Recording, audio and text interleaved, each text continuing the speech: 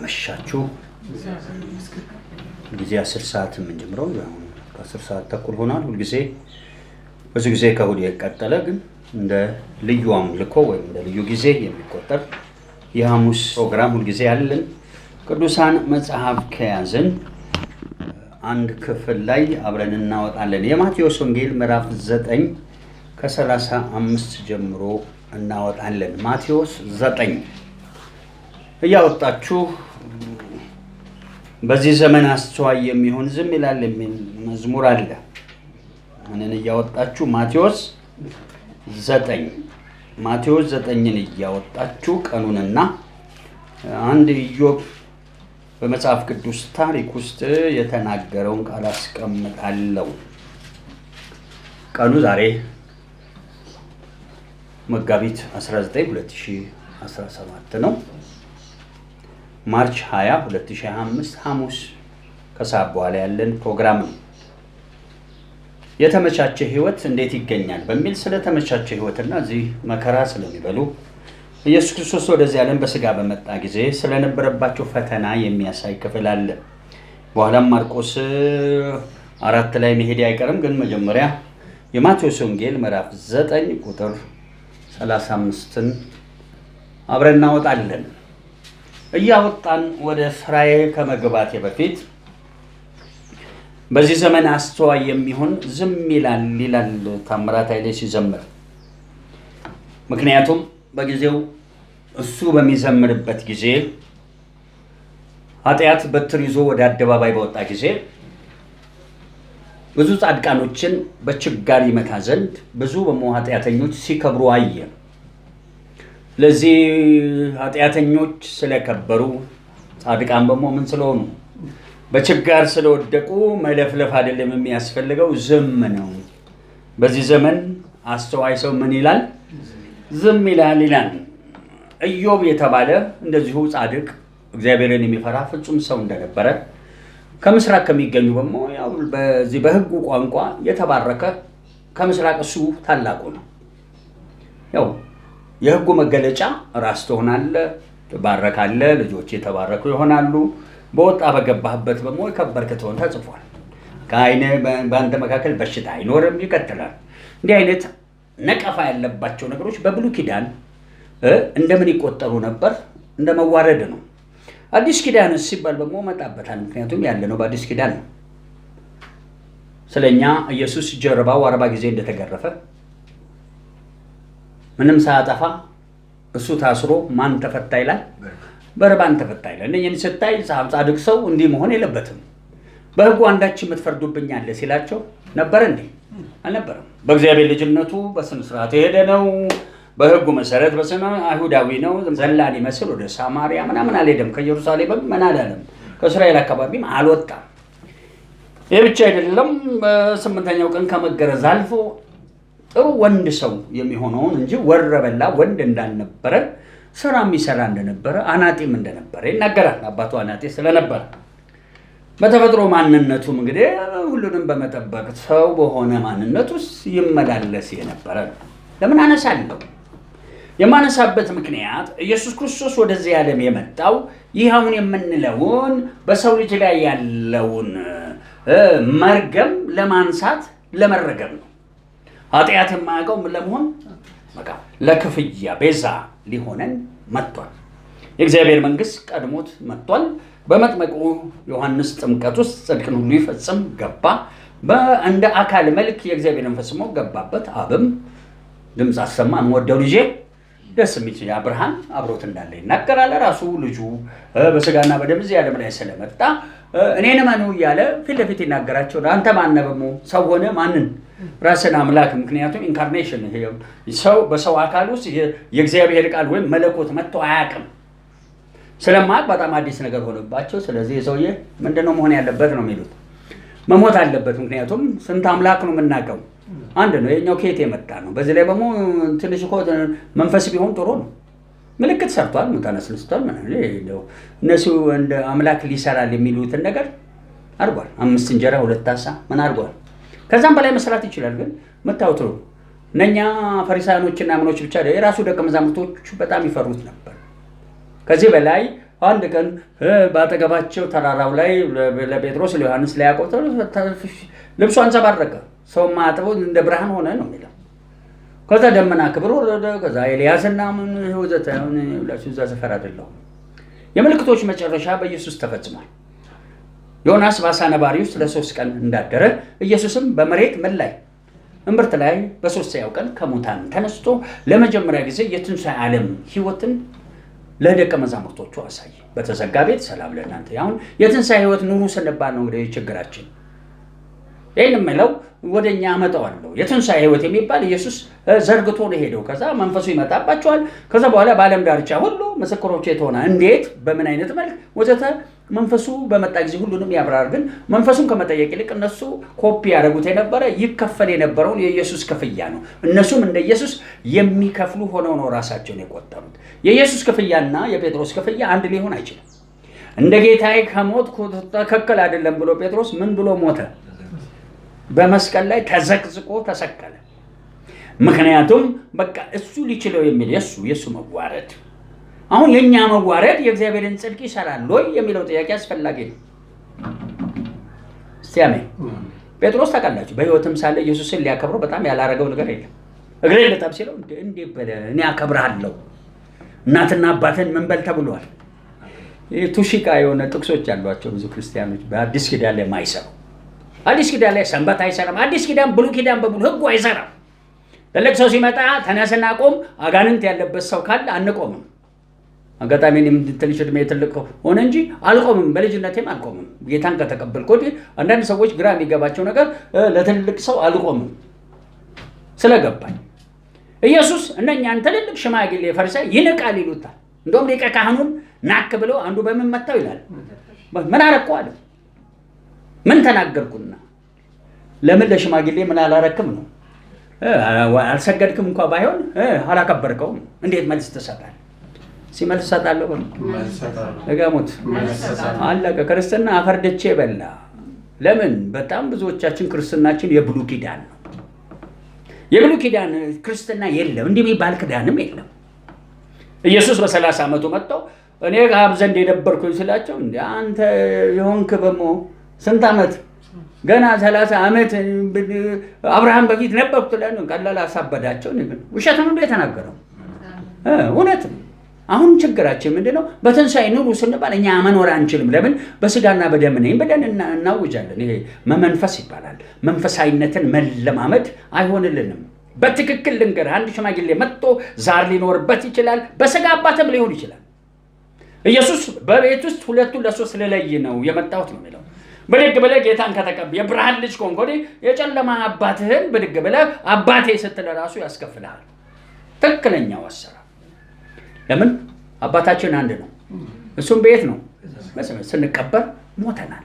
አባቴ የወለደኝ እናቴ የወለደኝ አናቅ ኢትዮጵያዊ ሁሉንም አናቅ ተቀብረናል። ሕጉንም አናቅም። በነገራችን ላይ ጠለቅ ብለን እንደ የቆየ ነው ደግሞ አንድ ነገር ገብቶናል። ኢየሱስ ክርስቶስ እዚህ ዓለም ላይ እኛ ብቃት እንዳናገኝ የእግዚአብሔር ልጅነቱንም ሰጥቶናል። ምን እያልኩ ነው? የእግዚአብሔር ልጅነታችን በኢየሱስ ሞት ውስጥ ጸጋ ሆኖ ነው የተሰጠን በነፃ እንጂ የእግዚአብሔር ልጅ ነን የምንለው ያለ ክርስቶስ አይሰራም። ምን ማለት ነው? ለሕጉ ብቻ አይደለም ኢየሱስ የሞተው የማን ልጅ እንድንሆን የእግዚአብሔር ልጅ እንድንሆን የእግዚአብሔር ልጅነቱን ሰጥቷል። ይሄ ብዙ ጊዜ ሳስረዳው ብዙ ሰው ሊያስተውለው ይችላል። ኢየሱስ በስጋ ዓለም ይታይ እንጂ መንፈሳዊ ነው። በስጋም እያለ ይሄ በምድር የምታዩት ቤት አለ በሰማይ አለ ይላል። ምን እያልኳችሁ መሰለህ? ሲሞት እንደዚህ መስቀሉ ላይ ኢየሱስ መንፈስ ነው የሞተው። ኢየሱስ ስጋና ደም የለበሰ ይምሰል እንጂ መናፍስቶች መንፈሱን አድቀውታል። ነፍስ ይቆራረጣል።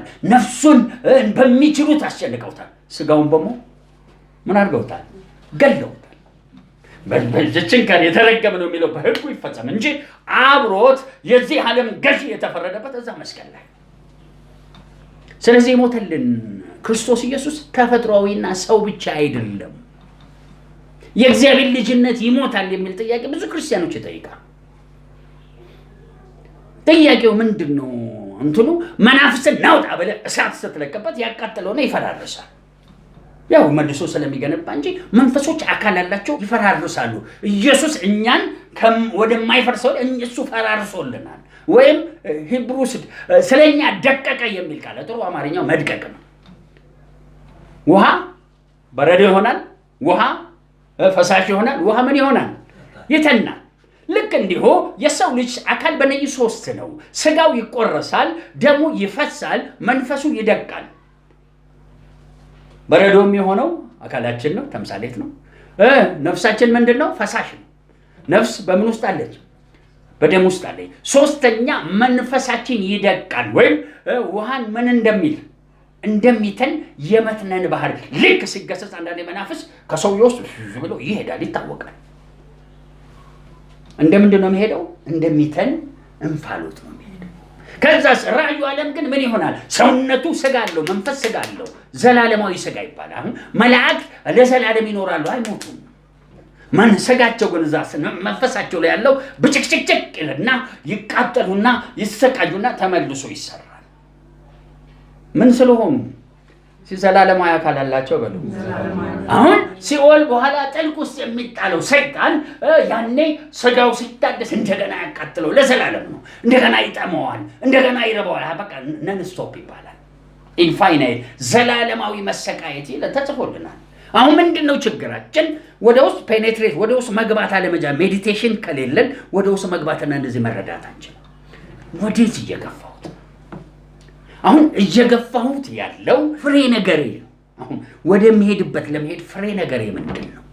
ፍሬ ነገሬ አሁን እየገፋው ያለሁት ኢዮብ በጽድቅ መካከል እያለ ሰማይ ላይ ያለ ስብሰባውን አላወቀም። በዛ ምክንያት የደረሰበት ፈተና መካከል ጓደኞቹን ልክ ሲያይ አፉን ከፈተ፣ ዝም አላለም። መከራን ዝም ብዬ ለጥቂት ወር እጠብቃለሁ ላላት ለሚስቱ እንደተናገረ ጓደኞቹን ሲያያቸው ጓደኞቹ 7 ቀን አልተናገሩም፣ ይገርፉት ነበር። ምን ኃጢአት እየሰራ ነው? እሺ ሐሳብ ይጋረፋል በሉ። ችግራችን ሰው ቁጭ ብሎ አብሮ ሲያማ ከውስጥ ያለው መንፈሱ ዓለም ውስጥ ይሰራል። መንፈሳዊ ዓለም ሶሊድ ነው የሚጨበጥ። ስለዚህ ኢየሱስ ያን አይነ ስውር ሰው ሞረቴ አካባቢ አየሩ በሞረቴ ስለተሞላ እጁን ይዞት ከከተማው አስወጣው። ከዛ አይኑን ዳሰሰ። ምን ይታያል አለው። ያን የሚያህል ጌታ እስቲል አይኑን በደንብ አላበራለት። ከምን ሰፈር ስለመጣ ሟርት ከሞላበት ጭነቀነቅ ያለ አየር ስለዳሰሰ ምን ታለ? ሰው እንደ ዛፍ ይታየኛል፣ ሩቅ ነው እንደውም የሚታየኛል። ምኑ ነው ያልተስተካከለው? አይን ሌንስ አለው ታውቃላችሁ አይደል? ሌንሱ ምን ያለ ነው? በቃ ሰው ሲያይ ሌንሱ ልክ ኢየሱስ ሲዳበሰው አልተስተካከለ። እዛ ዛፍ አድርጎ ሩቅ ነው ያሳየዋል። ከዛ እንደገና ዳሰሰው፣ ሌንሱን አስተካከለለት። መጀመሪያ እርግጠኛ ምኑን ራቴና ይባላል እዚህ ውስጥ ወስዶ ገልብጦ ነው የሚያሳየው ክፍል አይቷል። ምንድን ያየው ግን ካሜራው ነው የተበላሸው። ውስጥ ፈወሰ መጀመሪያ፣ ቀጥሎ ሁለተኛ አይኑን ዳሰሰ። ሰው አሁን በደንብ ይታየኛል እንዴ? ቀለሙ ይታየኛል፣ ሰው ቁመቱ ይታየኛል። መፈልገው ታዲያ እሱን አይደለም። ሰውየው የነበረበት መንፈሳዊ አትሞስፌሩን ነው የፈለገው። መንፈሳዊ አስፈተሩ ሞረቴስ አገር ስለነበረ ለምን ለልመና እዛ ይሄዳል? እሺ ሞረቴ ባለበት ገንዘብ አለ በሉ። ብዙ ክርስቲያኖች ያልገባቸው ደጋሚና ድግምት አካባቢ ከፍተኛ የገንዘብ ንቅናቄ አለ። ለምን? የሰው ልጅ ሁሉ የመጀመሪያ ትልቁ ጌታው ገንዘብ ስለሆነ። አንድ ዶጎሎ የሚባል ቦታ በአጋጣሚ 1-4 ሆነን ለአገልግሎት ሄድን፣ ክሩሴድ ለመስራት ስንሄድ ባላይሱሱ ባለምናምን የሞላ ምንም እኮ እዚህ ግባ የምትባለም ከተማ አይደለች። ከዛ ይህ ሁሉ ገንዘብ ከኝ ነው የሚል በቃ ሌላውን ህዝብ ይሮጣል። እዛ ገንዘብ ባለበት ጥንባንሳ እንደሚባል ጥንባንሳ ባለበት ምን አለ? አሞራ አለ። ገንዘብ የሚወዱ ህዝቦች ባሉበት እዛ ድግምትና ሟርት ይንቀሳቀሳል። እግዚአብሔር በገንዘብ አያምንም። መጽሐፍ ቅዱስ ገንዘብን ጌታ ይለውና ለሁለቱ ጌቶች መገዛት አንድ ላይ አትችሉም። ዛሬ የቤታችንም ተሯሯጭ ድግምትና መተት የመጣብን የቤታችን የገባብን አንዱ በብር ላይ ክርስቲያኖች አቋም መያዝ ሲጀምሩ ገንዘብን ምን ሲያደርጉት ትልቅ ነህ። 2 መዝሙር አይቻልም። ትልቅ ነህ አንተ ትልቅ ነህ። ትንሽ ቆይቶ ደግሞ ሞረቴ ይመስል ገንዘብን ትልቅ ማድረግ ኃጢአት ነው። በልብ ታረጋለህ። አፍማ እንደ ፔንት የሆነ እንዴት ተወሰልታል። በአፍህ ጥሩ ያለ ገንዘብ የታባቱ ውሸት። ይህ ህዝብ በምኑ ያከብረኛል? በከንፈሩ ወይም በምላሱ፣ ልቡ ግን ከኔ የራቀ ነው። የምንን ስርዓት እያስተማረ የሰውን ስርዓት እያስተማረ በሰው ስርዓቶች ውስጥ የታወቀ ነው። አንድ ህዝብ ፋይናንሻሊ የበረታ ካልሆነ በሰው ይናቃል ብሎ ያስተምራል። ትክክል ናቸው። ሁለተኛ አንድ ህዝብ መከላከያ ከሌለው የተናቀ ነው ይላል። ትክክል አይደለም? እሺ በዓለም ትክክል ነው በሉ። ሉዓላዊነት ተብሎ ሉዓላዊነትን ከመከላከያ ቀጥሎ ስርዓት ያለው ፖለቲካዊ ስትራክቸር ከሌላት አንድ አገር አይደለችም። እንደው ለስም ሰዎች ሊጠሯት ይችላሉ፣ አይደለችም። በውስጡ ያሉ ህዝቦች ትክክለኛ ፖለቲካዊ ስርዓት ከሌላቸው፣ አገራቸውን የሚጠብቅ ህዝባቸውን የሚጠብቅ ሚሊተሪ፣ ሶስተኛ ገንዘብ ከሌላቸው ምን የሚሉት የለም። ማንም ሊያስተምረን አያስፈልግም። ኢየሱስ ክርስቶስ እሱን ሁሉ ነው እኮ እንድናቅ ሰቅሎልን ሄደ። ለምን አነሳው? ኃጢአት በትር ይዞ በኃይል ሲወጣ ችጋር ሰጥቶ ማንን ጻድቅን አንከራትታለሁ በሙ ኃጢአተኛን ከፍ አደርጋለሁ ብሎ ሲቆም አንተ ነህ መድኃኒቱ። መጽሐፍ ቅዱስ ሲያንድ ቃል ነበር። ሚልክያስ ላይ አንድ ቃል አነባለሁ። ትክክሩ መድኃኒተኛ ቁጭ ብለን እኛ መድኃኒት ሳንሆን ቀረንና ምን አደረግን? በቃ ማንረባ ይሄን እንድናረግባቸው ነው የተጠራ ነው። ትንቢተ ሚልክያስ ምዕራፍ 3 ከ7 ጀምሮ አነባለሁ። ከእግዚአብሔር ዘንድ መልስ የለምና ባለራእዮች ያፍራሉ። ባለራእይ የሚለው ቃል ትርጉም አለው። ወደዛ ውስጥ አልሄድም። ስሙ ቀጥሎ ሟርተኞችም ይዋረዳሉ፣ ሁሉም ከንፈራቸውን ይሸፍናሉ። ለምን?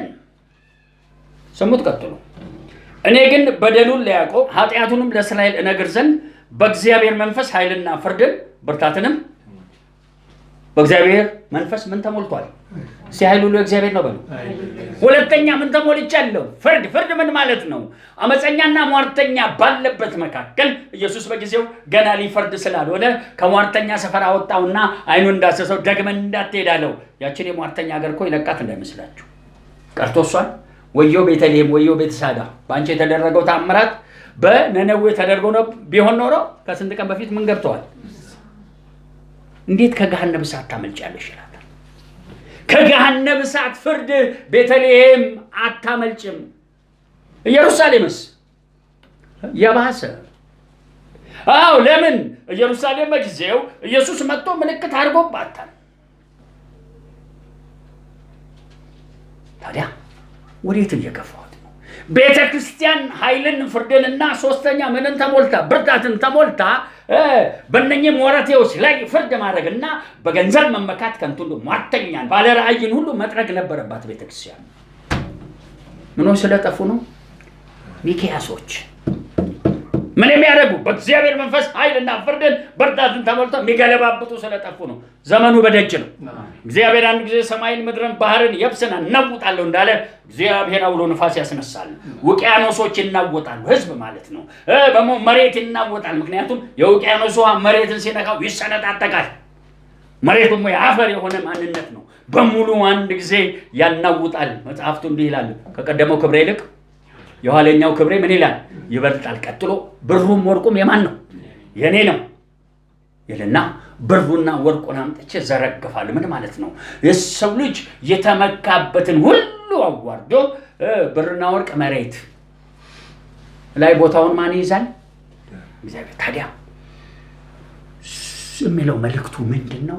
ኢዮብ ከጓደኞቹ የተነሳ ተጨነቀ። የተወለደበትን ቀን መርገም ጀመረ። የፈራሁት መጣብኝ አለ። እነኛ ሰዎች እየመጡ ነው። አይ እንደሱ ሳይሆን ራስህ መርመር፣ እናንተ አትነግሩኝም አላቸው። እናንተ ጭቃ ለባጮች፣ ህይወቴ ከእናንተ እንድትሻለ እናንተ አትነግሩኝ ያውቃል። እኔ ጉዳይ ከማን ጋር ነው? ዋናው ምኑን ከፈተ? ዝም ብሎ የለውጡን ሰዓት ጥቂት ደቂቃ ቢጠብቅ ኖሮ ነገር ተገልብጦ የሱ ከፍታ በደም ታይቶ እነኛ ጭቃ ለባጮች ወደ ታች ይወድቁ ነበር። በምስራቅ ምድር ላይ ኃይልን ፍርድንና ምንን ያሳይ ነበር። ግን አንደበቱ ተላቀቀና ኢዮብ እንደገና በአውሎ ንፋስ እግዚአብሔር ገሰጸው።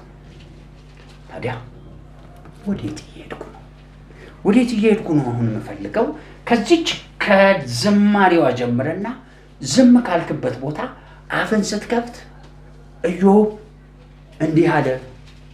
ያለ እውቀት ምክርን የሚናገር ማን ነኝ? እኔ ነኝ። ምን ያደርጋለሁ? አፈርና ትቢያ ነስንሼ ራሴን ተናግረ ከሆነ ዝቅ በልና ራስን አዋርድ። ካልተናገርክ ዝም ወይን ጠጅ እንደሚፈላ አፍ ላይ ካለ መልእክት ልሰጥ ነው። ወደዛ ለመሄድ ተዘጋጅ። ለአንተ ነው። ታዲያስ ይህ አሁን የምናደርገው ፕሮግራም አንተን ብቻ አይመለከትም። 7 ምናምን ቢሊዮን ህዝብ አለ ይባላል። 7.8 ይሉታል እነ ክሪስት ፓስተር ክሪስት። አሁንም ታላቅ የምስራች ብሎ ሰሞኑን ፕሮግራም ሲያደርጉ ነበር። ፕሮግራሙ ምንድን ነው? በሬዲዮም በምንም በመላው ዓለም ለሚገኛ ስጋ ለባሽ ሁሉ ምን አደረስም ብለው ወንጌል በጽሁፍ ይዘው ይዞራሉ። በሬዲዮ ይናገራሉ። በዲሽ ምንም የቀረ ነገር የለም። ብቻ ሰው ሁሉ ኢየሱስ ክርስቶስ ምን እንደሆነ ጌታ እንደሆነ ይስሙ ብለው በዲሽ ላይ በየአረብ ሀገሩ ሳይቀር እንቀሳቀሱት እና ተሰብስበው በጣም ከፍተኛ ደስታ ሲያደርጉ ነበር። አሁን የፓስተር ክሪስት ቸርች ምን አይነት ነው? ከላይኛውና ከታችኛው ጋር ምን ያህል የተገናኘ ነው? የዚህ ዓለም ሰባኪ ነው? ያ ጥያቄ በጊዜው ራሳችሁ ጠይቃችሁ ፈልጋችሁ ዶክትሪኑን ማንበብ። ለጊዜው ግን በመላው ዓለም የምንሆን ቃል የምስራቹን ቃል በዚህ አሁን ባለበት ዘመን እነሱ በእነሱ ደረጃ ጨርሰዋል። ወደፊት እንዲህ በግል ስታገኙኝ ስለ ፓስተር ክሪስት ማወቅ ከፈለጋችሁ እንዴት አይነት ቅባት እንዳለው አሁን እንዴት እንደሚሰራ ምንድን ነው የሚያምነው እምነት ምን እንደሆነ እንናገራለን። አሁን ለጊዜው እዛ ሰፈር ስላልሆነን የምንፈልገው በመላው ዓለማችን ቅዱሳንና ከቅዱሳን ፈቀቅ ብለን አሁን አሕዛብ ሰፈር መካከል ስላየሁት አንድ ራእይ ነው የምንቆየው። ላንብብ፣ ቦታችን ላይ እንመለሳለን። የማቴዎስ ወንጌል ምዕራፍ 9 የተመቻቸ ህይወት ማግኘት በሚል ርዕስ ዛሬ የመጀመሪያው የፕሮግራማችን ክፍል ነው። ዝም ካላችሁበት አፋችሁን ልከፍቱ ነው። ስትከፍቱ ማን እንደከፈተው ሳይሆን ኢዮብ እንዲህ አለ፣ አረ ሁሉን ታደርግ ዘንድ ቻይ እንደሆንክ ሐሳብ እንደ አሁን አወቅኩኝ የማላውቀውን ተናግሬአለሁ ብሎ እሱ ንስሐ ነው የገባው። እኔ አሁን ንስሐ ገቡ እያልኩ አይደለም። የበፊቱ ንስሐ ገባ፣ አሁን ልትናገር ነው። እስቲ አሜን። ምን አይነት ህይወት? የተመቻቸ ህይወት ማግኘት። እንዴት? በምንድን ነው የተመቻቸ ህይወትን በህይወታችን ምን የሚያደርገን ነገር ያለ የሚያስጠፋ ያልተመቻቸ ህይወት? እንጀራ ያየሁትን ማስቀመጥ ቃሉ እናንብብ። መጀመሪያ ከ35 ነው የጀመርኩት። ኢየሱስም በምኩራቦቻቸው እያስተማረ። ለምን በምኩራብ ሄደ ሲባል አጭር በህጉ መሰረት ገና ህጉን ስላልፈጸመ የአባቴ ቤት ስለሚል የአባቱ ቤት የመግባት ህጋዊ መብት አለው። ህግ ገና ምን ስላልሆነ ስላልተሻረ። እነ ጴጥሮስ ግን ህጋዊ መብት የላቸውም ነበር። እነሱ ግን ይገቡ ነበር ምኩራብ ውስጥ። የእውቀት ልዩነት ማለት ይሄ ነው። ኢየሱስ ተጠምቆ ከወጣ ወዲህ መንፈስ ወደ ምድረ በዳ መራው ይላል። 40 ቀንና ሌሊት ቆየ ይላል። ድንጋይ ዳቦ ምናምን ተብሎ የተፈተኑ ሲጨርስ መጽሐፍ ቅዱሱ እንዲህ ይላል፣ ዘሎ ኢየሩሳሌም መጣ የሚል የለም። ኢየሱስ የተነገሩትን ትንቢቶች በደንብ ያውቃቸዋል።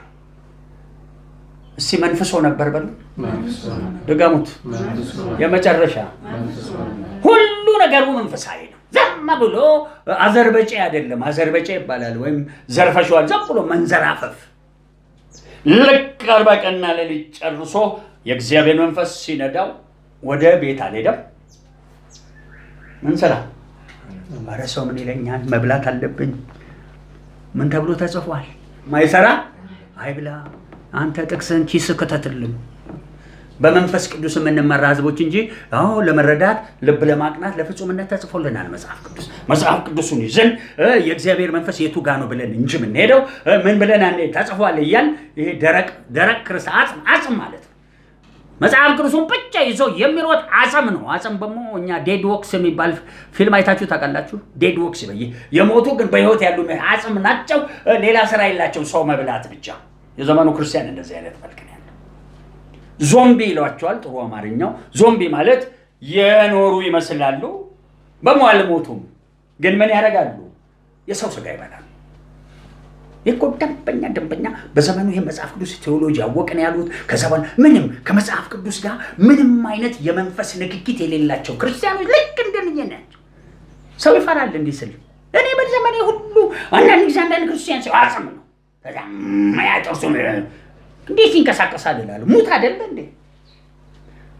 ያለ የሚያንቀሳቅሰው የሱ ማንነት ነው። የሱ ማንነት በሕይወት አለ።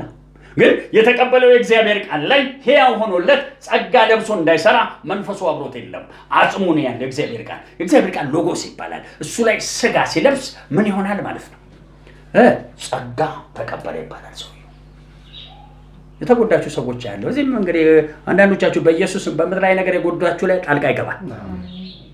ከዛስ ስጋ ይለብስና ስጋና ምን ያለው ሰው አጥንት ያለው ሰው በራሱ ሊኖር አይችልም። በውስጡ የራሱ መንፈስ ሊያኖረው ይችላል። ያየ ምናምን ሊሄድ ያ የራሱ መንፈስ ነው የሚመራው።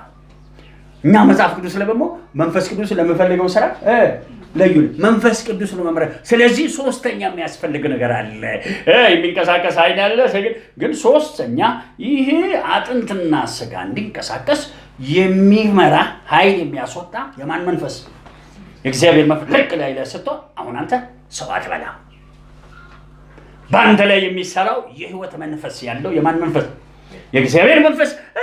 ጨመር ካደረግነው በክርስቶስ አካሉ ስላለ የክርስቶስ መንፈስ አብሮናል። ጳውሎስን የእግዚአብሔር መንፈስ አትሂድ አለው። ሁለተኛ የክርስቶስ መንፈስ ከለከለ። ሶስተኛ ያ መንፈስ አለብን። ኢየሱስ ክርስቶስ እግዚአብሔር አብሮት እንደነበረ ይናገራል። እኔን ያየ ማንን? አንተ በትክክል በአብ ውስጥ በልጅ ውስጥ በመንፈስ ውስጥ ካለ እግዚአብሔር አንተ ነህ። አንተ ውስጥ እግዚአብሔር ይታያል። ስለዚህ ኢየሱስ እኔን ያየ አብን ያየ ሲል አብ የሚፈራውን ሁሉ ስለሚሰራ እንጂ አብ ውስጡም ቢኖር እስቲ አብ አይደለም። ማን ነው ደግሞ? ወልድ ነው። አንዳንዴ እኮ ማብራራት ራሱ በጣም ጭንቅላት ያዞራል። ሲምፕል ምንም ይኸውላችሁ እግዚአብሔር በአንተ ሙሉ ሆኖ ሲገለጥ አንተ በትክክል በሱ ሙላቱ እስከሄድ ያ እግዚአብሔር አንተ ውስጥ ሙሉን አንተን ሸፍነዋል። ስለዚህ አንተን ማየት አይችሉም። ማንን ነው የሚያዩት? እግዚአብሔር። ለምን? አንተ የራስን ፈቃድ አታወጣም ወደዚህ። አሁን ኢየሱስ የራሱን ፈቃድ አያወጣም። ቢቻል ይሄ ጽዋ ከኔ ወሰድ ያንተ እንጂ የኔ አሁን እያለ ያ የሚታገለውን የራሱን ፈቃድ ያስወጣዋል። አስወጦ ደግሞ የሚገለጥለት በላዩ ላይ ሆኖ የማን መንፈስ ነው? የእግዚአብሔር መንፈስ ነው። ያ እሱ አሁን አውቆታል። እሱ የፍጥረት በኩር ስለሆነ ከአብዛን ከላሱ ጋር ታዲያስ አንዳንዴ ደግሞ እንዲህ ይላል፣ ነፍሴ ልሰጥ ምን ላረጋትም ልወስዳትም ምን አለኝ? ስልጣን አለኝ ይላል። እኔ እንደማነኝ ይላል። ተፋጠጥ እንግዲህ አንድ አብ በላዩ ላይ ሆኖ ፈቃዱን ሊያደርግበት እሺ ብሏል። ሁለት ራሴ ፈቃድ ማድረግ ይችላል ይላል። ሶስተኛ መሰራውን ሁሉ እኔ ሳልሆን የማን መንፈስ ነው የሚሰራው ይላል። አጋንንትን ማውጣት በማን መንፈስ ነው ይላል? በእግዚአብሔር መንፈስ። ራሱን ማስወጣት አይችልም እንደ ኢየሱስ ወከልና ሲፈልግ ያዞርና በራሱ ወደ ለምን አይወጣው? ይኸውላችሁ የመጣው ልጁና እኛ በደንብ ልዩነት አለን። እሱ የሚንቀሳቀስበትን ለማስተማር ነው። አሁን ምን አይነት ህይወት የተመቻቸ ህይወት ማግኘት የምንችለው አሁን የምንላቸው እኛ ውስጥ አድርገን እየሰበኩ ያለሁት ያልተመቻቸ ህይወት የምናገኝበትን ምክንያት ነው እያስረዳል። ምን አነሱ? አሁን እሱ ወደ ምኩራብ ገባ ያለው እሱ ወደ ምኩራብ የገባበት ምክንያት ህጉ ስላልተሻረ እሱ ተጠምቆ ከወጣ 40 ቀን ከቆየ ወዲህ መጽሐፍ ቅዱስ እንዲህ ይላል፣ ናዝሬት አልተመለሰም። እስቲ አሜን። አባቴ ቤት ብሎ ወደ ኢየሩሳሌም መጀመሪያ አልሄደም። መጽሐፍቱ እንደሚለው በጨለማ ለነበረ ህዝብ ምን ወጣ ብሎ ገሊላ የሚባል ቦታ በደንብ ታነቡት ሄዶ ቤት ከፍሎ ይከራይ እንዴት አናውቅም። በዛ ቤት ተከራይቶ መኖር ጀመረ ይላል። የጥሪው የመንፈስ ቅዱስ ምሪት መጀመሪያ የት ነው? ገሊላ ውስጥ እንጂ ብድግ አድርጎ ናዝሬት ወይም ብድግ ብሎ የት እዛ ቢጀምሩስ? እስኪ እኮ አንዴ እናስብ። አይ ሁሉም ከኢየሩሳሌም ጀምሩና ወዴት? ለእነንትና ነው የተባለው። እስኪ ለእነንትና በሉ። በቃ እነንትናን አናውቃቸውም እኛ። ለእነንትና ነው የተነገረው ድምፁ። ከኢየሩሳሌም ተጀምሮና ወዴት ትሄዳላችሁ? ከሰማርያ ወዴት? ለእነሱ ምን አገባን እኛ? ለምን? የእግዚአብሔር መንፈስ ለነሱ በዛ ሰዓት መንፈሱ እንዲህ ያላቸው እንደሚል ለኛ በእኛ ዘመን ለኛ ነው የሚለን። እሱ መስማት አለመቻል እኮ ነው ምን አይነት ህይወት እንዲኖረን የሚያደርገው። ያልተመቻቸ ህይወት በዘመናችን መሀል የሚያጋጥመን ያለ እግዚአብሔር ምሪት፣ በራሳችን ልማድ፣ በነገሌ ምሪት፣ በተለያየ ደግሞ አሁን የምናወራው ሟርትና የሞረቴ ሰፈር ህልምና ራእይ ይመጣባል። ሞረቴ አካባቢ ካለ እኮ ማታ ተኝተህ እኮ የእግዚአብሔር ብቻ አይደለም ይመጣው እኮ ሰይጣን መዘዝ ብሎ ይመጣና ምን የመሰለ የሚያምር ራእይ ያሳየው። ጌታ ይክበል። በጣም ጌታ ቅርቤ ነው መሰለኝ። አላወቅም። በጣም ርቆሃል። ምን ሰፈር ስላለ አሁን ይሄን ለማስረዳት በጣም ይከብደኛል። ለምን መሰላችሁ? አይደል በቃ የኔ እኮ ለጌታ ብቻ ክፍት ያሉ ያንተ አስተሳሰብ ነው እኮ። ሞረቴ አካባቢ ሳለ ሞረቴው እግር ስር እስካልወደቀ ድረስ ሞረቴውም ለመስራት ወደ አንተ መጠጋቱ አይቀርም። ታዲያ እንዴት ነው የሚደረገው? በቃ እሱ ነው። ቀስ ብለህ ወደዛ የተመቻቸ ምን የድል ህይወት ውስጥ መግባት ያንተ ፋንታ ነው። ታዲያ እኔ አስፍቼው ልሄድ አይደለም የምፈልገው፣ እዚች ጋር ያየኋትንና ለዛሬ የመጀመሪያ ያየኋትን መልእክት ማስቀመጥ ነው። ስለዚህ ኢየሱስ ናዝሬት መጥቶ በቃችሁ መንግሥተ ሰማያት የእግዚአብሔር መንግሥት ቀርባለች ንስሐ ግቡ ቢል ምን ይሆን ይመስላችኋል? በሙሉ ዝናው የወጣው ገሊላ በሰራቸው ልምምዶች። ናዝሬት ከተማ ጥቂት ሰዎች ምን ከማድረግ በቀር ያችም የሰሙት ነው ከዛ። ስለዚህ ናዝሬት መጥቶ በጌታ ይኸው እኔ ታላቅ ነኝ ምናምን በጌታ ብሎ ቢያወራ አንድም ሰው አያምነው። ማን የጠራበት ቦታ አይደለም ያለው። እግዚአብሔር እዛ ጋር አልጠራውም። መጀመሪያ የጠራው ገሊላ ነው፣ የኖረው ገሊላ ነው። ከገሊላ እየተነሳ ከዛ በኋላ የሚቀጥለው ወደ ናዝሬት፣ ከዛ ወደ ኢየሩሳሌም። ከዛስ ምን አደረገ? ገሊላ መኖር አቁሞ ነበር። ታውቃላችሁ ለምን አቆመ? ስደት እየጠነከረ በየቦታው ሲዝቱበት ምን ተራራ ላይ ይኖር ነበር? ደብረ ዘይት የሚባል ተራራ ላይ ነው። ምን ማለት ነው? ኢየሱስ ቦታውን ምን ያደርጋል? ይቀር ፈርቶ ነው እንዴ? ያ የእግዚአብሔር መንፈስ በላዩ ላይ ሆኖ እንዲህ አድርግ ይለዋል። እሱም ደግሞ አንድ ፈቀቅ ይልና ሄዳል።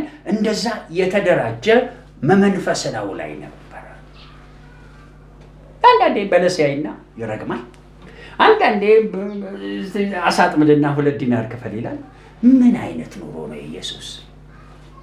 ታዲያ እኔ የምፈልገው ከኢየሱስ እንዴት ተሻግሮብን እንዳለና ምን አይነት ህይወት ለመኖር የተመቻቸ ለምን አነሳው? ለኛ ብቻ አይደለም፣ ለቅዱሳን ብቻ አይደለም፣ ለአሕዛብ ጭምር ነግሬያቸው ኢየሱስ እዚህ ጋር መልስ እንደሆናቸው መልስ ልንሆን የምንችልበትን ነገር ማስረዳት ነው ፈልገው። ያቺ ማስረዳትን ግጥም አድርጋችሁ ከያዛችሁ በእናንተ ላይ ምን አይነት ህይወት ይጀምራል? ምን አይነት ምንድነው የትክክል መልእክት እንዲህ ያለው? በመላው ዓለምም እኛ አገር በሞ የኑሮ ክብደት ወርዷል።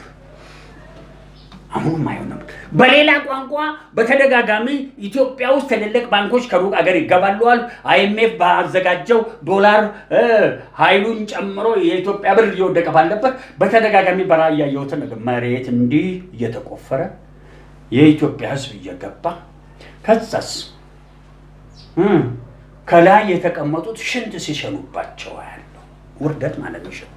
ብሎ ተፈጥሯዊ ሽንት ሳይሆን ይሄ ትርጉሙ ምንድነው? እግዚአብሔር ይሄ ነገር ምንድነው ብዬ ስለው በተለያየ መልክ በዚች ምድር ላይ ሪቫይቫል እንዳይወጣ ምድሪቷን ምን ሊያረግ አይወልኩ አልኩ ሊያዋርድ ይወጣ። አሁን የምንፈልገው የተመቻቸ ህይወት እንዳንይዝ የት እንዳንገኝ እዛ ጉድጓድ ውስጥ እኛ ብቻ ሳይሆን ምድሪቷን ለማውጣት ነው የማወራው። ምን አይነት ህይወት ውስጥ ምድሪቷን እንድትገባ የተመቻቸ ህይወት ውስጥ መግባት ይቻላል ስትለኝ ይሄ አሁን በኋላ ልሰብክልህ ነው። በምኩራብ የነበረው ጌታ በተለያየ የመንፈስ ምሪት ውስጥ አንድ ቀን ደግሞ ወደ ተራራ ሄደ። መጡ። ህዝቡ ይሮጣል፣ ይሄዳል፣ ያያል። ስንት ቀን ቆዩ? 3 ቀን። እሱም አይደክመውም እንዴ? የድሮ ሰው አይተኛም እንዴ? የት ነው የሚተኙት? እዛ መንገድ ላይ ይሆን? 3 ቀን እዛው ስብሰባ ላይ ነው የዋሉት። ሲያንድ ሷሜ እንዲህ አይነት እግዚአብሔር ይስጣል። እንዲህ አይነት መሰብሰብ የደከመው እየተጋደመ እዛ በየአንተሩ ላይ ሳይበርደው እግዚአብሔር የሚሰራውን ስራ እስኪጨርስ 3 ቀን አገለገለና በቃ አፈሩ። ደቀ መዛሙርቱ እንዲህ አሉት፣ እንዲህ ኧረ ሰዎቹን ሸኝ። ስንት ቀን ሆነ?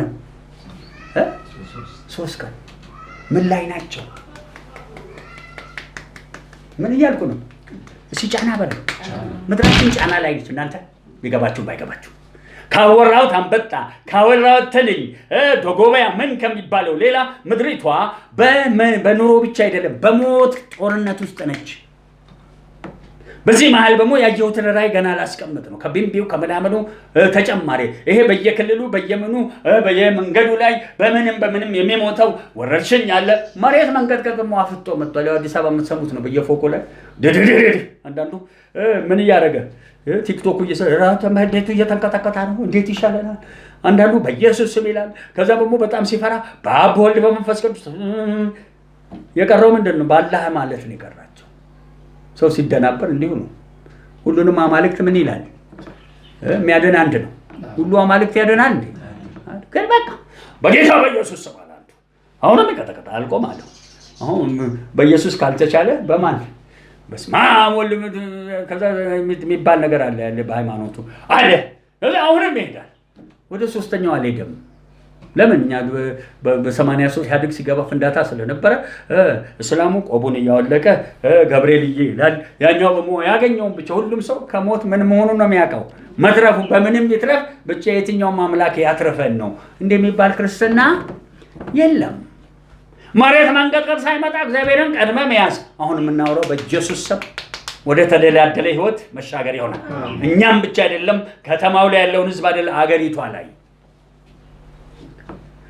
ወገኖች። አንድ ራእይ ያየሁ ሌሊት ካየኋቸው አንዱ ነው ማስቀመጠው። ብዙ ጊዜ ራእዮች ሳይ ተራ ነገሮች በብስክሌት ነው ማየው። ተራ ህዝብ ብስክሌት ይዞ ነው ማየው። ደግሞ ትንሽ ደህና የሆነ ሰው ምን ይዞ ይገኛል? መኪና። እንደው ትንሽ ፈጠን ያለ ባቡር ይይዛል። በጣም ከፍ ያለው አውሮፕላን ያይዛል። ሄሊኮፕተር አልፎ አልፎ ያለው እነዚህ ነገሮች በመናፍስቱ ዓለም እዛም ጨለማ መሰረት እንደዚህ ነው የሚሄዱት።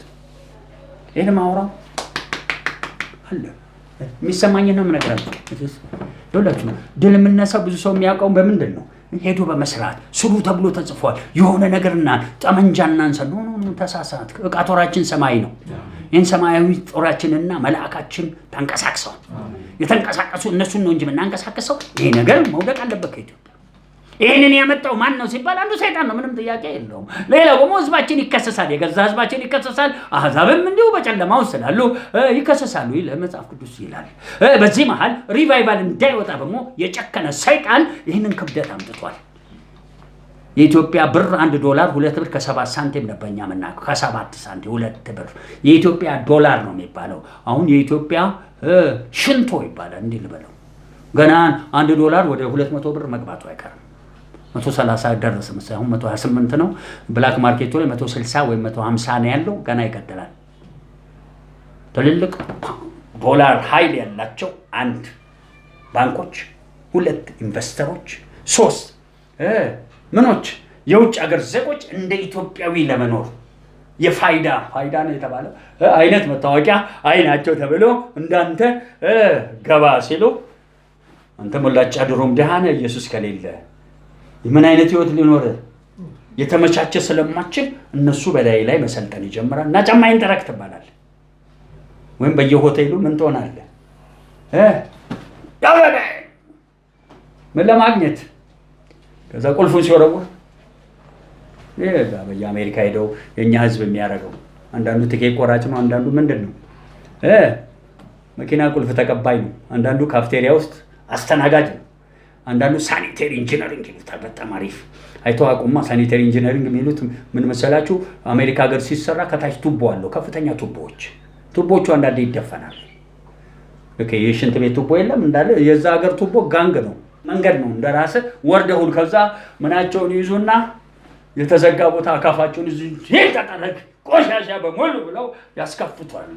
ከዛ ያችን ጠረግ ያወጡና ሳኒቴሪ ምንድን ነኝ ኢንጂነር ነኝ ይሉናል። የሆነ እዚህ መጥተው ያው መኪና ይገዛሉ። ብዙ ፎቅ ሰርተዋል። ከሳውዝ አፍሪካ ጭምር። አሁን እነሱ እንደዚህ ፈቅደው አደረጉ። እዚህ ያለነው ህዝቦች ማንፈልጋለን እንደኛ አይነቱ ወተናገር ስንመለ ነው ማንከልክሉን እችን ምድር በወንጌል እንደርሳለን ምድሪቷን እደፍራለሁ የሚል በሞ ምን እንለዋለን? እንደፍረዋለን ብለን ነው። አያመልጥም። ለምኑም መልእክቱን ለማስቀመጥ ድንገት እንዲበራ እያለም ትልቅ የኢትዮጵያ ኤርላይንስ ምን አየው? አውሮፕላን አየው። ድሮ አንድ ቅዱስ ወንጌል የሚባል ቤተክርስቲያን በራያ ዓለም ሳይው ትልቅ የሉፍታንዛ የሚባል የጀርመን አውሮፕላን አለ። እሱ ሆኖ አብዮት አደባባይ ላይ ሲሄዳለሁ። የኪንግደሙ ምንድን ነው? የኪንግደሙ ወንጌል ነው። አውሮፕላኑ የሉፍታንዛ መሰል ተጽፎበታል። ያቸች የሉፍታንዛ አውሮፕላን ማለት ግዙፍ የሆነ የሚያምር ነው። ከፊቱ ትንሽ ያምራል። አሁን ያየሁት በትክክል የኢትዮጵያን ኤርላይንስ ባንዲራ ያለው አውሮፕላን ያለው መጥቶ የኢትዮጵያ አውሮፕላን ብዬ ሳይሆን ክንፉ የለም፣ ከታች ጭራው የለም። እዚህ ጋር ተገምሶ ከክንፉ በላይ ተገምሶ እያለ ይታያሉ እዛ ሰዎቹ። ምን ሊሆን ነው አለ ወገኖች። ትንሽ ቆይቶ ወደዛ ብዙም ሱሉልታ በሉት ምናምን ላይ ሄዶ ሲፈርቃይ ጠየቁት። ምንድን ነው ስለው እግዚአብሔር በዚች ምድር ላይ ትልቅ ራእይ ያለኝ ብሎ ያጓራ መንፈስ መውደቂያው በደጅ ነው። ሁሉ ነገር ዋልቆ ጭንቅሌው ነው የቀረው። ታዲያስ ምን እያልን ነው? የእሱ ራእይ ሲሄድ የማን ራእይ ይመጣል? ባዶ አየርም ከተገኘ እኮ እንደማንም የጨለማ አምልኮ የተፈለገው አይነት ሃይማኖት ሊፈነጭም ይችል ይሆናል። ይህ ብቻ አይደለም። ከፈለገው ሃይማኖትም ባሻገር ከሰው የከፋ ሰይጣንም ሊነግስ ይችላል። ያ ሁሉ እንዳይሆን የሚቀጥለውን ስራ ለመስራት ዛሬ ምን አይነት ህይወት የተመቻቸ ህይወት እንዲኖር እዚህ ጋር ኢየሱስን ወስጄ ወደኛ ላመጣው። ኢየሱስ በምድረ በዳ መካከል 5000 ሰዎች መቀበ። ከሴቶቹ ከመል ዞሩና ሁሉ ይህ እውነትም ወደ ዓለም የሚመጣ ምንድን ነው አሉ? ነብይ ነው አሉ። ቀጥሎ ፓርቲ ተዘጋጀ። በዛች ምሽት የጠገበው ሁሉ ሆዱን የሞላ ሁሉ ፓርቲ አዘጋጀ። ምን አይነት ፓርቲ አዘጋጁ? እንዲህ አይነት ምድረ በዳ መካከል እንዲህ ተጨንቀን ካለንበት አርጎ የተመቻቸ ህይወት። ስለዚህ ምን አሉ? ይሄን ሰውዬ ሳያመልጠን ነገ ጠዋት ምን እናደርገዋለን? እናነግሰዋለን አሉ። ይታያቸዋል። በክብር ሰዓት ደግሞ ሰይጣን ብቅ ይላል። ዛሬ ያሉት አገልጋዮች አንዱ ችግራቸው ያደል በክብር ሰዓት ሰይጣን ሊያነግሳቸው ሲመጣ ይነግሳሉ። ብር ሊሰጣቸው ሲመጣ ብር ይቀበላሉ። አያውቁም እየተወጉ እንዳለ። ብር መቀበል እኮ ችግር የለውም። ብር ግን መጠጊያ አይደለም። እዚህ ውስጥ ያለው ጸጋ ነው፣ መንፈስ ነው የሚመራ እንጂ ገንዘብ አይደለም የሚመራ። የገንዘብ ምሪት ብዙ ክርስቲያኖችን ጸጋቸውን የበላ እሱ ነው። በገንዘብ ይመራሉ። እዛ ገሌ ጋር ገንዘብ አለ ይላሉ። እዛ ሲሄድ በገንዘብ ምኞት ስለሄዱ ይጨመድዳቸው። ሩቅ አገር ይሄዳሉ። ዓላማቸው ገንዘብ ለመሰብሰብ አያውቁም። በታች ሰይጣኑ ምናቸውን ይገዘግዘዋል? ጸጋቸው። የኛ ኢየሱስ በነጋታው ሊያነግሱት እየተንጋጉ ሲመጡ ምን አለ ይላል? ፈቀቅ አለ። የለም ቢፈልጉት የት ሄደ? እርግጠኛ መሰወርም ከፈለገ ይሰውር ነበር። ቁጭ ብሎ አልቆ በማለት እስቲ ምን ልታመጡ ነው? ይህ ሰዓት የምን ሰዓት አይደለም ማለት የክብር ሰዓት አይደለም፣ የመንግስት ሰዓት አይደለም። ይሄ ብቻ አይደለም። ሌላ ቦታ ኢየሱስን ልናይ እንፈልጋለን። ኖ እግዚአብሔር ልጅ የሚከብርበት የት ነው መክበሪያው? በዛ ሰዓት ደግሞ ሲመስቀሉ በሉ ይታያቸው ምሪት። ታዲያ እኔ የምፈልገው ቀስ ብዬ በምሪት የተመቻቸውን ህይወት ለማድረግ አሁን ስለ አውሮፕላን ነገርኳችሁ። አገሪቷ ላይ ምድረ በዳ እየተጫነ ይሄ ክብደት አሁን ያለንበት ነው። እንድታሸንፍ ነው። አሸንፈውታ ከኛ ጋር ያለው ከሁሉ ይበልጣል ብለህ እንድትቆምና እሁድ የጀመርኩትን ስራ ውስጥ መመንፈስ ማለት የሚታየውን ተፈጥሮ ዓለም አልቀበልም። ሰውና የሰው ስርዓት ምንም አይነት ጀት ይሁን ምንም አይነት ወርቃማ ይሁን አልቀበልም። ባለዛሮች የነገድ የቋንቋ መንፈሶች በየቴሌቪዥኑ በየምኑ የሚያፏጩብን በህልምና በራእይ በህዝብ ላይ የሚያሟርተውን አለመስማት። ከነሱ በላይ የሃይማኖት ቁጥር አይደለም። ሁሉም ሃይማኖት መጥራት ትችላለህ። ማርቲን ሉተር የመጀመሪያውን የለም ከካቶሊክ እምነት ሊወጣ 90 ነጥቦች ሲያስቀምጥ ካቶሊክ እነኚህ 90 ነጥቦች ብታስተካከል ትክክለኛ ክርስትና ነው አሉ። ካቶሊክ ስሙ ዩኒቨርሳል ማለት ስለሆነ፣ ኦርቶዶክስ ደግሞ እነኚህ ቢያስተካክሉ እኮ ተሐድሶ ብናረግ እኮ ኦርቶዶክስ ቀጥ ያለ ሃይማኖት ነው አሉ። ሌላስ ፕሮቴስታንት እምነት ማለት ደግሞ ወረበሎች ናቸው። ፕሮቴስት ማለት ምን ብሎ መውጣት ተቃውሞ መጣት።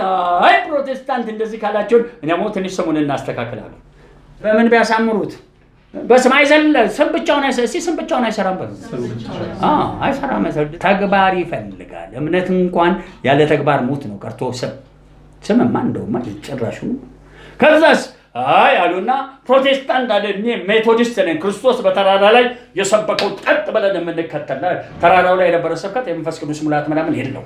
ስለዚህ ሜቶዲስት በሜትድ የሚኖሩ ልክ ኢየሱስ እንዲያደርግ እንደነበረ በሜትድ እንጂ በምን አይኖሩም፣ በመንፈስ ቅዱስ ኃይል ውስጥ አይኖሩም። ከዛ ከነሱ አንግሊካን አሰምብሊ ኦፍ ጋድ ምናምን ወጡና በዛ መሀል አሜሪካም ሀገር እንግሊዝም ሀገር በፊት ትልቅ ፔንቴኮስታል ሪቫይቫል ፈንድቶ ወጣ። የአዙዛ በ1901 አዙዛ በሚባል ቦታ የሆኑ 10 ቀን የቆዩ 4 ጥቁሮች ናቸው። ድንገት ወደቀባቸው። ሁሉም በልሳን አንደኛዋ ኪቦርዱ ላይ ወጣ መዝሙር፣ ሌላኛዋ ልሳን፣ አንደኛዋ ተተረጉም ጀመር። ከዛ በኋላ ሲያዩት ከዚህ ዓለም የሆነ እውቀትም አይደለም። ከየት ነው? ፔንቴኮስታል የበላይ ነው። ፔንቴኮስታል ደረጃ አለው። የመጀመሪያ ልሳን የሚባለው እነሱ የተረጎሙት የመልአክ ልሳን የሚባለው የኤሽያ ቤተክርስቲያናቶች የመልአክ ቤተክርስቲያን ተብለው የሚጠሩ፣ ከዛ ወሰን የሌለው መለኮት የሚባል ዓለም ደግሞ ራሱ ልጁ እግዚአብሔር ነኝ ብሎ የሚመላለስበት። ብዙ ክርስቲያኖች ወደዛ አይደርሱም፣ ይፈራሉ። ሙሴን ፈርዖን ስላስቸገረው እግዚአብሔር ምን አደረገው? አምላክ አደረገው። በፈርዖን ላይ አምላክ አድርገው ወራራ ብሎ አምላክነቱን ሊጠቀም አይደለም፣ አብሮ ይንከራፈፋል ከነብይ ጋር። ነብይ ማን ጋር? ነብይ አሮንና እግዚአብሔር ማን? ሙሴ። አብሮ ምን ያስኬደው? ቁጭ አይለ መቀመጫው ላይ ሄድና እንዲህ በለው። አለቅነትም እኮ ችሎታ ይፈልጋል። ዙፋን ላይ መቀመጥ ችሎታ ይፈልጋል። ለምን?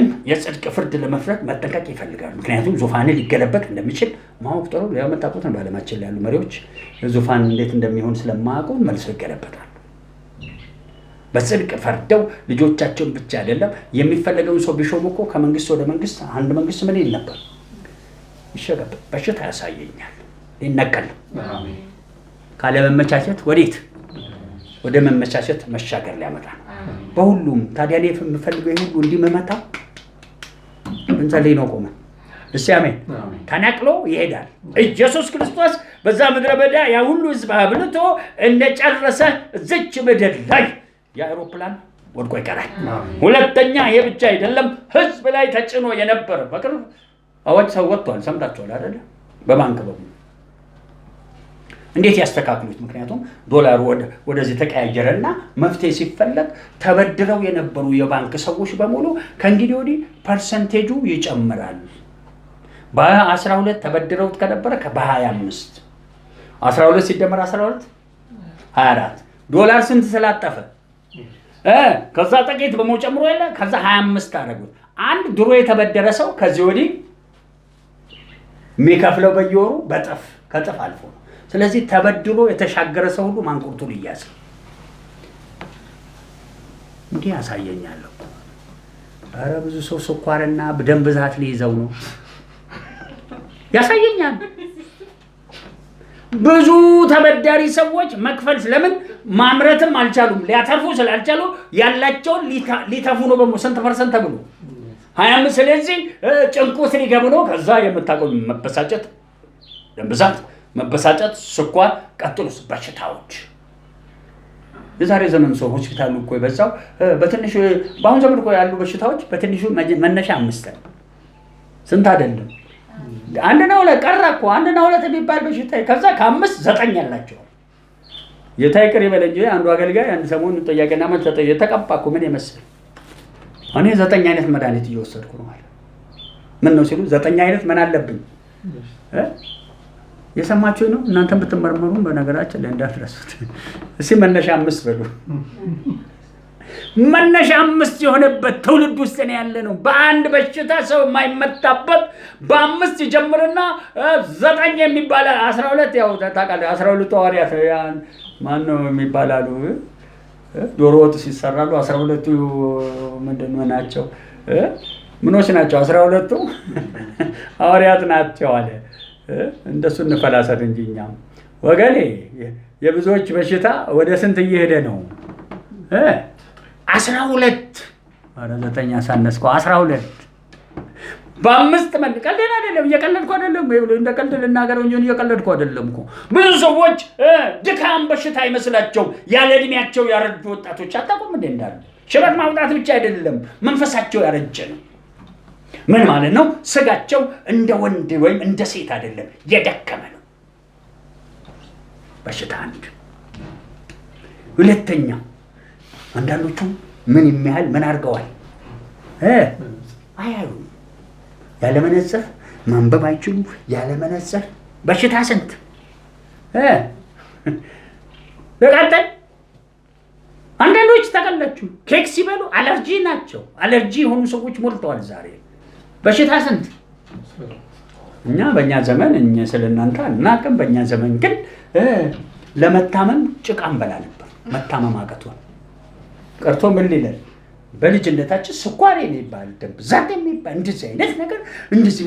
አሁን እኮ በቃ እንዳለ ወርዷል። የበሽታ መዓት፣ የኑሮ ችግር መዓት፣ የትዳር ችግር መዓት። ጥሩልኝ። ምድራዊ ነው። ለዛ መንፈሳዊማ እንዴት ብዬ ላውራ? ለምን ላነሳው ነው? መንፈሳዊ ነው የምድራዊ ችግሩ ምክንያት። እዚህ አሁን የተመቻቸ ህይወት እንዲኖር ምክንያት የሆነው ኢየሱስ ለምንድን ነው የተመቻቸ ህይወት እንዲሰጠን እዛ ያደረገው የሚለውን መልስ ነው የምፈልገው። እሷን ካገኛችሁ ቀጥሎ በተከፈለው እናንተም ትሻገራላችሁ። መፈልጋት መልእክቴ ነው። ላንብብ። ኢየሱስ በምኩራብ እያስተማረ የመንግስቱን ወንጌል ምን እያለ እየሰበከ፣ አንዴ ይሰብካል፣ አንዴ ያስተምራል። የሚያስተምረው አዋቂው ሰፈር ምንም የማያውቅ በሞ አለ። የመንገድ ለማኝ ሁሉ መንገድ ላይ የሚለምን ምን ሃይማኖት የቱ ጋር እንዳለ ማያውቅ የእግዚአብሔር መንግስት ምን ብላለች? ቀርባለች እንዴ? አዎ ይኸው በሽታ ሲሆን ኧረ እኛ እንግባ ብለው ከሃይማኖተኞቹ ቀድመው ምን አሉ ይላል መጽሐፍ ቅዱስ። የለም እናንተ ቁጭ ብላችሁ ምኖች ጋለሞቶች ወዴት ገቡ ይላል? ወደ እግዚአብሔር መንግስት። ልቀጥል። በህዝቡም ያለውን ደዌና ሕመም ሁሉ እየፈወሰ ቅድም የምለውን ጭንቀት በከተሞችና በመንደሮች ሁሉ ይዞር ነበር። ከተማ ምኩራብ ውስጥ ይገባል፣ መንደር ውስጥ ይሄዳል፣ ሰው ቤት ውስጥ ይገባል፣ ይዞር ነበር። ከዛ ቀጥሎ ያለችው እንግዲህ ቀስ ብዬ ሳርባና ምዕራፍ 4 ላይ ሄድና እንዲሄድ ነው የምንፈልገው። እስቲ አሜን። የምናስኬደው ደግሞ እኛ ነን፣ ማን አይደለም። የዓለም ጠበብቶች አይደሉም። አሁን መሬት መንቀጥቀጥ ሊያስቆሙ ይችላሉ። የሆነ እኛ በጂኦሎጂ ያውቀናል እየመጣ ነው ይላሉ እንጂ ምን ማድረግ አይችሉም፣ ማስቆም አይችሉም። ጸሎት ግን የማያስቆመው ምንም ነገር የለም። ለሚያምን ሁሉ ይቻላል። ጥራልኝ እንግዲህ ከበሽታ ጋር እንክተታቸው እንድነኝ። መሬት ሲንቀጠቀጥ በኢየሱስ ስም አለ። በስመ አብ። ከዛ ምን ይገባበታል? እስኪ የጭንቀት በሽታ በሉ። ጭንቀት ይገባል፣ ፍርሃት ይገባል፣ አለማመን ይገባል፣ ወየው ይገባል። ወየው ራሱ እኮ መንፈስ ነው። አታውቁትም እንጂ አካል አለው። ወየው ካልካለከል መንፈስ ተከታትሎ ያካል ያላቸው ተለማምደናል። አሁንማ ወየው የሚባል መንፈስ ነን ብለው ሰተት ብሎ ይገባል። እዛ ሁሉ ቦታ ላይ ወየው ወየው ወየው ወየው እያልክ ሁሉ ነገር ላይ ምን ትሆናለህ? ወየው ራሱ የተሸናፊ መንፈስ ነው። የቀደሙ ነቢያቶች ከፍተኛ ችግራቸው ወየው ነው። ወየው የመሸነፍ ምልክት አድርጎ ሰዎች ስለማያውቁት ነው። ወየው የበሽታ ምልክት ነው። ታዲያ ካመነፈስ ነው እስከዛ ድረስ መግባት አለበት። የምስራች የተመቻቸ ህይወት ልክ ስትገባ በኖ ይሄዳል። ታዲያ ስትቆም ለራስ ብቻ አትቆም። ልክ ስንቆም ህግና ነቢያት ከኛ ወጥቷል። ይሄ ነገር ጥርቅምቅም አድርገን አስረነዋል። የትኛውም አይነት የፍጥረት ጉልበት፣ የሰው ጉልበት፣ የባለዛሮች ጉልበት፣ የአጋንንት የከንቱ አምልኮቶች እነሱ ብቻ አይደሉም። በማን ቤት ያሉ? በእግዚአብሔር ቤት ያሉ። በቃ ተብሎ ዘመኑ ተሻጋግሯል። የመሸጋገሪያ ዘመን ውስጥ ነው። የቀደሙ አባቶቻችን ዛሬ አይደለም ብዙ ዓመታት በፊት ስራቸውን ጨርሰው ብዙዎቹ አሁን ወደ ጌታ ሊሄዱ በድካም ላይ ነው ያሉት። ጨርሰዋል። የምስራች ይሄ ነገር በመላው ዓለም ይንቀሳቀስ ዘንድ ሲከብደት በሉ ድጋሙት የመጨረሻ ታላችሁ በሮች በኃይል ይከፈታል። ወደ ምን ህይወት? ወደ ተመቻቸ ህይወት፣ ወጀብ ወደ ሌለበት ረግጦ ወደሚራመድ እንዲያስገበችነች ዛሬ እንደወረደች መልእክት። ኢየሱስ ይሄንን እንዴት አደረገ? በኋላ መጣበት። ግን ያየውን እናንብብ። እንዲህ አለ ኢየሱስ። ብዙ ህዝብም ባየ ጊዜ ስንት ህዝብ? ትርጉም አለው። እዚህ ዓለማችን ላይ ሀብታሙም ይጨነቃል፣ ድሃውም እዚች ዓለም ላይ ሰለ ሀገራችን ብቻ ነው እንደምናወራ።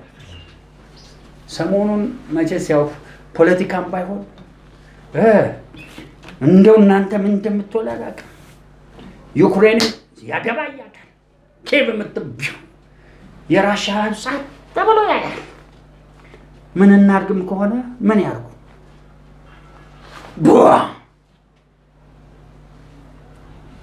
ከየት እንዳመጡ አናውቅም። 300 ምናምን ድሮኖች ዩክሬኖች ላኩና የቤንዚን ዴፖውን ብዛት ሞስኮ አካባቢ ያለው አንዱ ሲፈነድ በሙሉ ከዛስ ጠጋሏ ወደ ከተማው ገቡና አንድ 3ቱን ከተማ ፎቁን አንድ ሰው ነው በኋላ 3 ሰው ሆኑ መሰለኝ ገደሉ። በነጋታው የሞስኮ ሕዝብ ወጣ ሰልፍ። ማን ላይ ሲደርስበት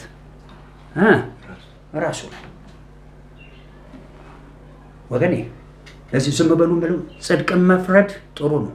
ያለዛ በማያውቁት ገብቶ የሌላውን ሕዝብ መሞት የምትቀበል ከሆነ እግዚአብሔር ይበል ካለ ጥሩ ነው። ስምምነቱን ሊቀበል ነው አለ ፑቲን። ደቂቃ አልፈጀበትም ሲያፈርስ። የዩክሬን መሪ ደጋግሞ ተነግሮ ፑቲን ማንንም ምን አይል ፑቲን እንዲሰማ የሚያደርገው ማን ነው? እስቲ እግዚአብሔር ይችላል። ምክንያቱም ምድር ሁሉ ለጉብኝት እንድትሰጥ ከምን እንድትወጣ ከመከራ እንድትወጣ የማን መንግስት? የእግዚአብሔር መንግስት በመካከላችን አለን። የክርስቶስ ኢየሱስ ቤተክርስቲያንና ቀደም የምላችሁ ኃይልን ብርታትን የተሞላው ሚክያስ አለሁ እንዳለ አገልጋዮች ተነስተዋል። በፈለገ ዘመንማ ቤተክርስቲያንን ሁሉ ጭብልብዷን አውጥቷል። ኮሙኒዝም የኮሙኒዝም ቅሬት ነው ቭላዲሚር ፑቲን። ራሽያ ውስጥ የተሰቃይተው የሞቱ ብዙ ክርስቲያኖች ያሉባት ምድር ነች ራሽያ። እና አንድሪያኖቭ ጦታቸው ተቆርጦ በስንት መከራ ወደ ስዊድን የወጡባት መልካም ሀገር ብላችሁ ስለ ራሽያ እንዳትነግሩ። እዚህ አሁን ኤርትራን ኢሳያስ በጣም ክፉ ነው እንዳትል። እነሱ እና ኢሳያስ ሁሉ እኮ የኮሙኒዝም ርዝራዥ እንደሆኑ አታውቁም? ኢትዮጵያ ውስጥ ደርግ ከመጣ ወዲህ የኮሙኒዝም መንፈስ ወይም ምንድነው ሶሻሊዝም ወደዚህ ሀገር ከገባ ነው የኢትዮጵያ ሕዝብ ድንጋይ የሆነው አረመኔነት ውስጥ የገባው እኮ ከዚህ መንፈስ የተነሳ። ያ መንፈስ ዛሬም አለ ራሽያ ውስጥ። ምን እያልኩ ነው? አንድ እንዲህ ላንሳ እንጂ የፈለኩት የለውጥ እሳት ዓለማችን ላይ ይወጣል። አሁን ማን እንዳየው ኢየሱስ ብዙ ሕዝብ አየ። ያያቸው ሕዝቦች እንዲህ አይነት ነበሩ። ታምበፍ ብዙ ሕዝብን ባየ ጊዜ እረኛ እንደሌላቸው በጎች ምን እንደሌላቸው ይሄ እረኛ የሚለው ቃል መቼስ መንፈሳዊ ነው። እግዚአብሔር እረኛዬ ነው ይላል ዳዊት። የብሉይ ኪዳን ዳዊት ነው። እኛ ደግሞ ወደ አዲስ ኪዳን ስንወስደው ታላቁ እረኛ አለ፣ ስሙ ኢየሱስ ክርስቶስ ይባላል። ስለ ሁላችን ሞቶ በሰማይ ሄዶ የተቀመጠልን ዛሬም ምን አይነት ህይወት እንድንኖር የተመቻቸ ህይወት እንድንኖር ከፍሎልን ሄዶ የተቀመጠ። ምፈልገው ግን እዛ በአገልግሎቱ ዘመን ያለው ለምን ኢየሱስ ክርስቶስ ወንጌል ሲጀምር ከምድር ብቻ የመጣ አይደለም። ከየትም የመጣ ነው? ከሰማይ። ልዩነቱ ይሄ ነው። እነ ጴጥሮስ ምናምን ሰይጣን ሊያበጥራቸው ለመነ። እኔ አማለድኩላችሁ አላቸው። ሰይጣን ኢየሱስን ሊያሸንፍ ያልቻለው መታዘዝ መቻሉ ብቻ አይደለም። አንድ ማንነቱ ከየት ስለመጣ ነው? ከላይ። ከማን በላይ? ከመላእክት በላይ በአብ ቀኝ የሚቀመጥ ስለሆነ ሊያስተው ወደ ያለ አልቻለም። ስለዚህ የተመቻቸን ህይወት በየመካከሉ እየሰጠ ወደ ተመቻቸ ህይወት እንድንገባ ምኑ ላይ? መስቀሉ ላይ ተረከመልን። አሁን የፈለኩት ምንድነው? እኛ አንችልም፣ ኢየሱስ ብቻ ነው የሚችል ስብከት ስላለ ነው። ኢየሱስ ይችላል። እኛ ኢየሱስ ደግሞ እንዲህ አይነት ስብከት እኔ ሲሰብክም አልሰማሁት። እኔ እችላለሁ እናንተ አትችሉም ሲል ያለኔ ምንም ልታደርጉ አትችልም ብሎ ያለሱ እንደማናደርግ ከፈለልንና ከከፈለልን በኋላ ይናገራል። ተዳገቡ ለሚያምን ሁሉ ይቻላል። አዎ ፍጹም እንዲሆን ደስታችሁ በስሜ ለምኑ። ማን ያደርግላችኋል? አብ። ማት መናገር ይደክመኛል። እኔ የማደርገውን ከኔም በላይ ታደርጋላችሁ። የተመቻቸ ህይወት 100% 1000% ተሰጥቶናል። ቀራኒዮ ከፍሏል። ያን የተመቻቸ ህይወት ለመኖር ግን ስንፈልግ እንዲህ አይነት ጥቅስ ሸርተት ያለ ጥቅስ ሰዎች ይወስዳሉ። ለምን? እዚህ መጥተዋቸው ብዙ ህዝቦች አንድ ለወንጌል ገና ስላልተከፈለ ከዘላለም ደህንነት ሊያስቀራቸው ሰይጣን እየታገለ ነው። ሁለተኛው ከዘላለም ደህንነት በታች ደግሞ ሕጉ ነበር። እስራኤሎች ሕጉን አፍርሰው ስለነበረ ምን ውስጥ ነው ያሉት? እረኛ እንደሌላቸው ህዝቦች ሆነው ነበር። እረኛ የሌለው በግ ምን ይሆናል? ይበተናል። እረኛ የሌለው ህዝብ ተኩላ ይበለዋል፣ ድብ ይበለዋል፣ ይቀጥላል። እየተንከራተተ ማታ ማታ እንደሆነ ግሩፕ አድርገው ይጠብቃሉ፣ እያሉ ይጠፋሉ።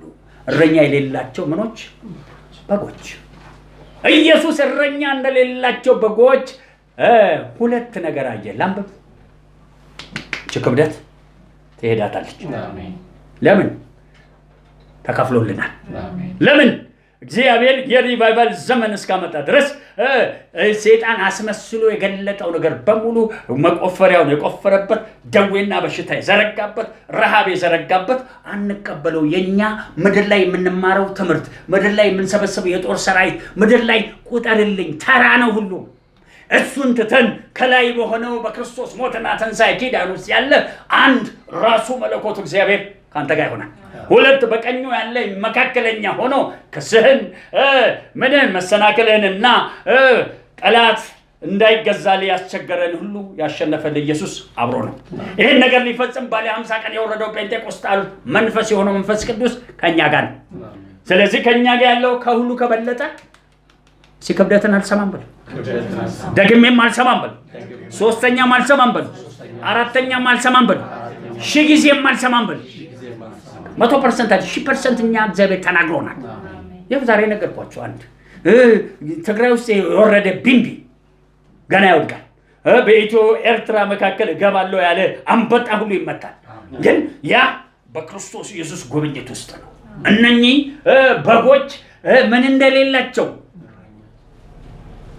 የተጣለን ሊያነሳን ቢችል እረኝነት ብቻ ነው። ዓለማዊነት ሊያነሳ ቢሞክር እኛ ራሳችን ዓለማዊነትን እንዋጋለን እንዳያነሳችን። ሰይጣን ያነሳለሁ በቃ ታክቲኬን ሊቀይር ብል አንገቱ ነው የምንይዘው። ለምን? ይሁዳ አስቆርጦስ ጌታን አሳልፎ ሊሰጠው ባለ ሌሊት ሰይጣን ሐሳቡን ቢቀይር እግዚአብሔር ሐሳቡን አይቀይርም።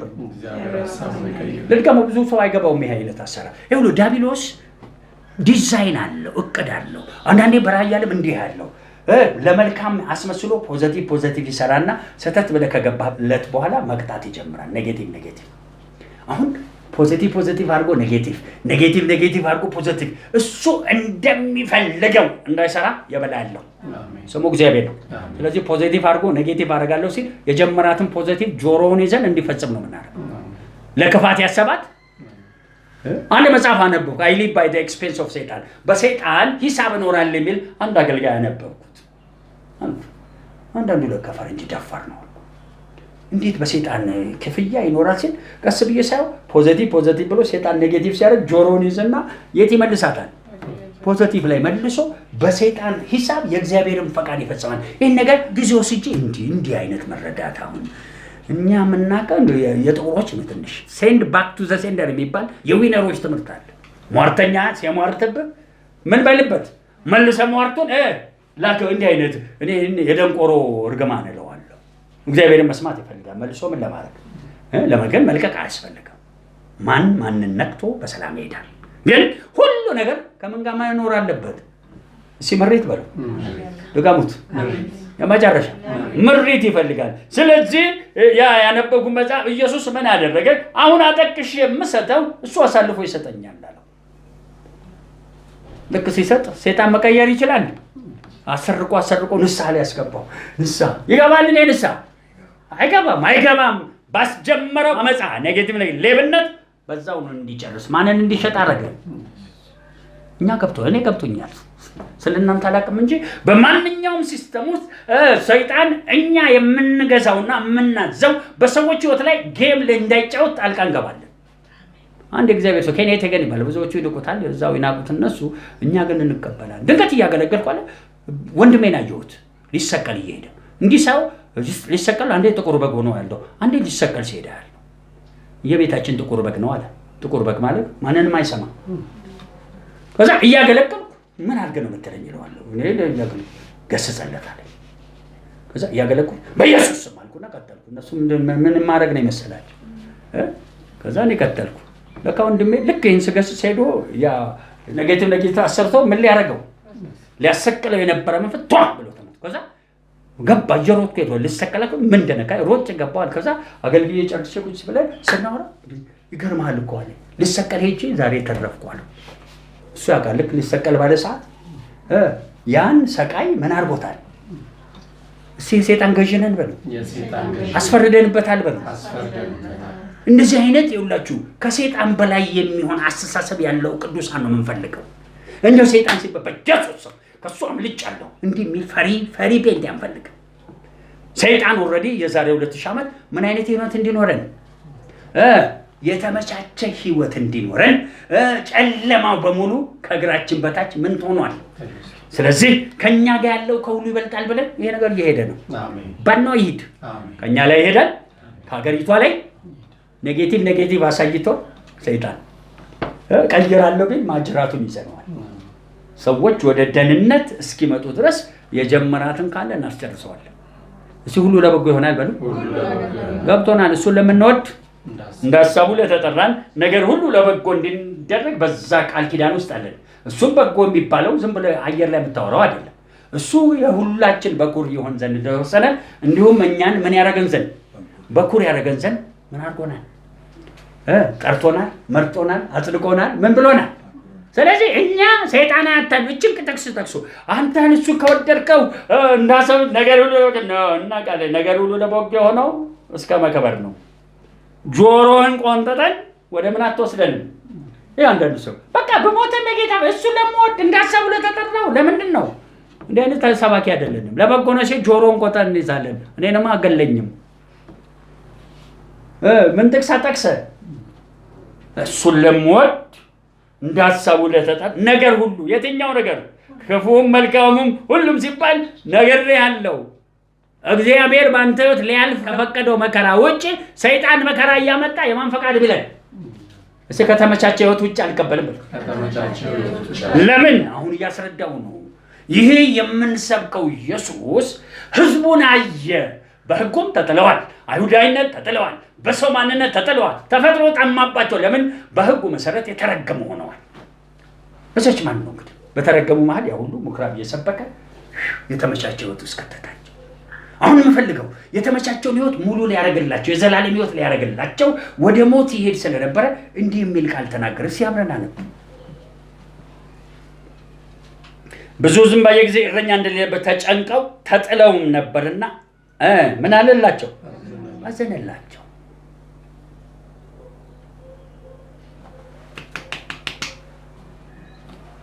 ምን ያላቅማላችሁ ቆመን በንጸልይ። በተራ ሀገራችን ብቻ አይደለም። ይሄ አሁን እየቆፈረብን ያለ በጦርነት ቆፈረብን፣ በገንዘብ ቆፈረብን፣ በወረርሽኝ ቆፈረ። ወረርሽኝ እናንተ ወባ በጣም በሀገራችን ላይ የተስፋፋ ነው። ያሳዝናል። ገና ወባ በኢየሱስ ስም በስሙ እናባረራል። አሜን። አይፈወስማ። ዝም ብሎ መድኃኒት ተሰጥቶ ማስታገሻ ምናምን ወባ ቢጫ ምናምን ቀይ አረንጓዴ ምንም ስም ይጥሩት በኢየሱስ ስም ይጠረጋል። እንጠርጋለን። ለምን? ክርስቶስ ኢየሱስ በቁስሉ ግርፋት ሁሉንም ደዌ ምን አድርጓል? ፈውሶ። ወደዛ ክብር ግን ረግጠን ለመሄድ ከምድራዊ ወደ ሰማያዊ እንድንሄድ ነው የምፈልገው። ለምን? እረኝነት መንፈሳዊነት አለው። መንፈሳዊነቱን ለማምጣት ኢየሱስ ያንን ሁሉ ያዘነበትን ነገር ሁሉ ወስዶ ቀራንዮ መስቀል ላይ አንድ መንፈሱ ደቀቀ፣ ነፍሱ ፈሰሰልን፣ ደሙ ስጋው ተቆረሰልንና ያልተመቻቸውን ህይወት እዚህ ምድር ላይ መመቻቸት እንደሚችል አሳየ። አንዱን ላሳይ ነው። ማርቆስ ወንጌል 4 ኢየሱስ እየተመቻቸ ሌሎቹን አመቻቸ። የግድ መክፈል ስላለበት ደግሞ ከፈለልን። ላምበብ አንድ ቃል ነው ማነበው። ቁጥር 38 እኔ እኮ በጣም እኮ ከአይምሮዬ በላይ ወደ 10 ከተማ ሊሻገር ባለበት ቦታ እንዲህ ያደርግ ነበር። ይሁት 4 ነጥብ ቀጥሎ ምን ይላል? እሱ በስተኋላው ትራስ ተንተርሶ ምን ብሎ ታኝቶ ነበር። ተመቻችቷል ወይስ አልተመቻቸም? እንዲህ አይነት አገልጋይ እኛ ሰምተን አይተናናገር። ምን አይነት አገልጋይ ነው? ደቀ መዛሙርቶችን ምን ላይ ጥለው ዱዋ ወጀ ባሊ አምጣ ይባል ታኝቷል። የተመቻቸ ምን ላይ ነው? ህይወት ላይ ሊያሳይ እሱ ከላይ በመምጣቱ ከታች ያለውን ያሸንፋል። ከታች ያለውን ወደ ላይ ወስዶ ደግሞ እኛንም የተመቻቸ ያደረገን ቀራንዮ መስቀል ላይ ሞተልን። ዳጥረሱ 3 ነገሮች ማንሳት አይቀርም እንዳንመቻቸ ከላከለን። ጠለቅ ብዬ መጀመሪያ ይህንን ነው የምፈልገው። ምን ሆነ ይላል? ተመቻችቶ ተኝቶ ሳለ እንዴት ነው ኢየሱስም አታስበው? ስንጠፋ ያለማሰብ አስበህ ሞተሃል። አሁን ምን ትሉታለህ? ለምንድን ነው ኢየሱስ ይህንን ያደረገው? አንዱ የምታውቁት ነው። ደቀ መዛሙርቶቹ እዚህም ስትፈተኑ አንዳችሁ አየኋችሁ እኮ ጸጥ ስትባሉ ይቅርባችሁ፣ ይቅርባችሁ። ለምን ስትፈተኑ የምታደርጉትም በነገራችሁ በሳቅ ነው የምትፈተኑ። አንዷ ከየት እንዳወቀች አላውቅም። አንዷ ዝም ብሎ ቲክቶክ ላይ ነው ያየሁት። እሺ ዝም ብሎ እንትን ነው። እሺ ለመሆኑ ከእንስሳት ሁሉ ፈሳም ማን ነው ብሏት ከየት እንዳየች አናውቅም። እንደ ምን ጥያቄ ወንድ ነው ፈሳም ብላ ቁጭ አለች አለ። እንግዲህ ለምንድን ነው ያነሳሁት ወገኔ? ስትፈተን ነው ማንነት የሚታወቀው። ኢየሱስ ተኝቶ ወደ ማዶ እንሻገር ካለ መገሰጽ ነው። 10 ጊዜ ገሰጸው፣ 20 ጊዜ ገሰጸው። ኤልያስና 7 ጊዜ ተመላለሳ ነው። ልጁ ምን አየ? በኢየሱስም ማሸነፊው ከኋላን ወደደም ተጠላ በስጋው ገና ያላረገ ግን በመንፈስ ወደ ማዶ ተሻገሩ የተባለው የእግዚአብሔር ልጅነት ከመላእክ በሚበልጥ መልክ ከነማን ጋር ነበር?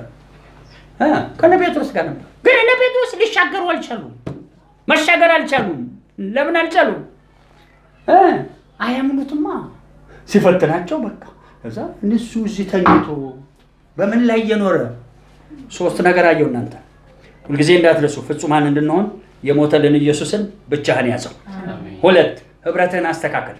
በመጽሐፍ ቅዱስ ታሪክ ውስጥ ህብረቶቻቸው ያልተስተካከሉ ሰዎች ኢዮሳፌጥ አክዓብ ከሚባል ቤት ጋር ጋብቻ አግብቶ ከአንድም 2 ቦታ አንድ ሰልፍ ላይ ተሸንፎ ለጥቂት አመለጠ።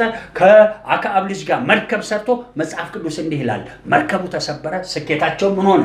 ወደቀ ይላል። ህብረትህን ካላስተካከልክ ሙሴ በመጽሐፍ ቅዱስ ታሪክ የመሸነፉ ትልቁና ዋና ወደ ከነዓን እንዳይገባ በነበረው ህብረት ላይ ገዝቶ የሚቀጡትን ቀጥቶ እስራኤልን ማስተካከል ሲገባው ከነሱ ጋር መሄድ ይፈልጋል። እስኪ ከማይረባ ጋር ሄድም በሉ። አመሉን ትማራለህ፣ ማይረባ ነገሩ አንተ ላይ ይዛለላል። ህብረት ሁለተኛ ለውድቀት አዲስ ኪዳንም ላይ የሚዳርግ ነው።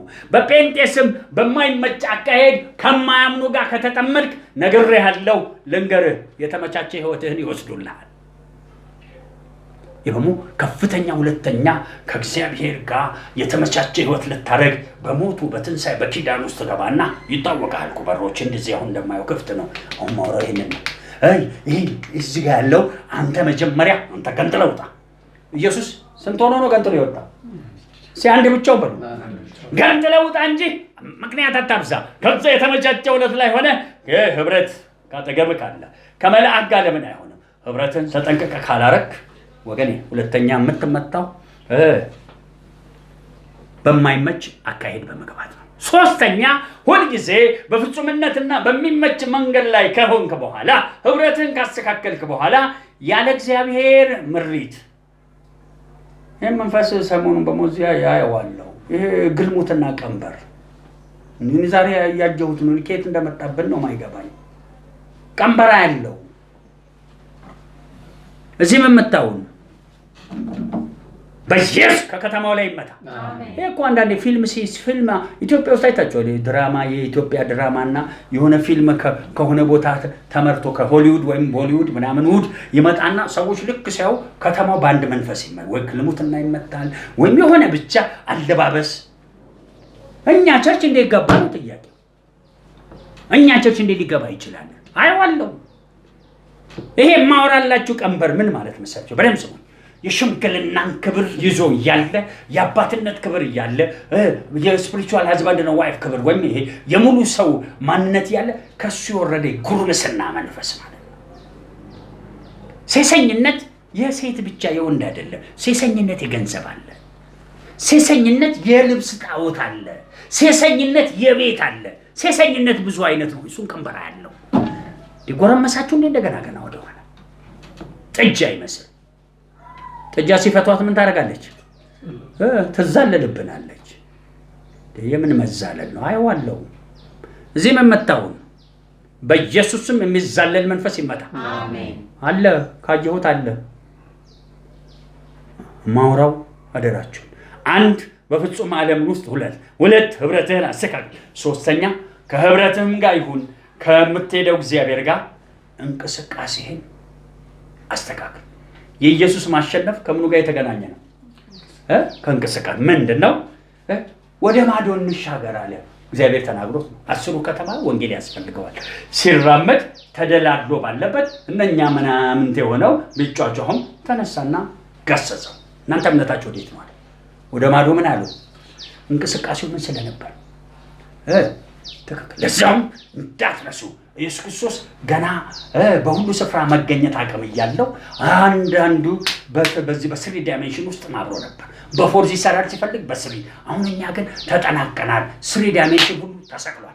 ፎርዝ ዳይሜንሽን ውስጥ የገባው ኢየሱስ እሱን እንድንመስል እኛን ወደ ወሰን ወደሌለው አስገብቶናል። ወሰን የሌለው ነገር ሊሰራል የሚችለው ግን ሙሴ ዙፋን ላይ ተቀምጦ ፈርዖንን ለመግደል ማንን እንደሚያስ አሮንን እንደሚያዝ መቀመጥ ነበረበት። ሲሰራዊት አለኝ በሉ። የእግዚአብሔር መንፈስ ከፊት ቀድሞ ይሄዳል በሉ። ረዳታችን ነው የሚለው። ረዳትን አጽናኝ አይደል የሚለው። የእግዚአብሔር መንፈስ አንተ የምትናገር ሊሰራ ይሄዳል። አንተ ግን ኧረ መንፈስ ቅዱስ እንዴት ይሻላል፣ እሱ በጣም ሰማይና ምድር ምን ያለ ነው፣ እሱም ድሮም እናውቀዋለን። ኢየሱስም አያውቀውም ሌላው ላይ ሳለ በማንጣት ነው ማስወጣው ይላል። በእግዚአብሔር ጣት የእግዚአብሔር መንፈስ በላዩ ላይ ቀሚሱን ስዳስተን ማን ይነካኛል? የእግዚአብሔር መንፈስ ከላዩ ላይ ምን ወጥቷል? ወገኖች የእግዚአብሔር መንፈስ መሪና አዛዣችን ይሁን እንጂ መጽሐፍ ቅዱስ ይናገራል። የእግዚአብሔር መንፈስ ረዳታችንም ነው።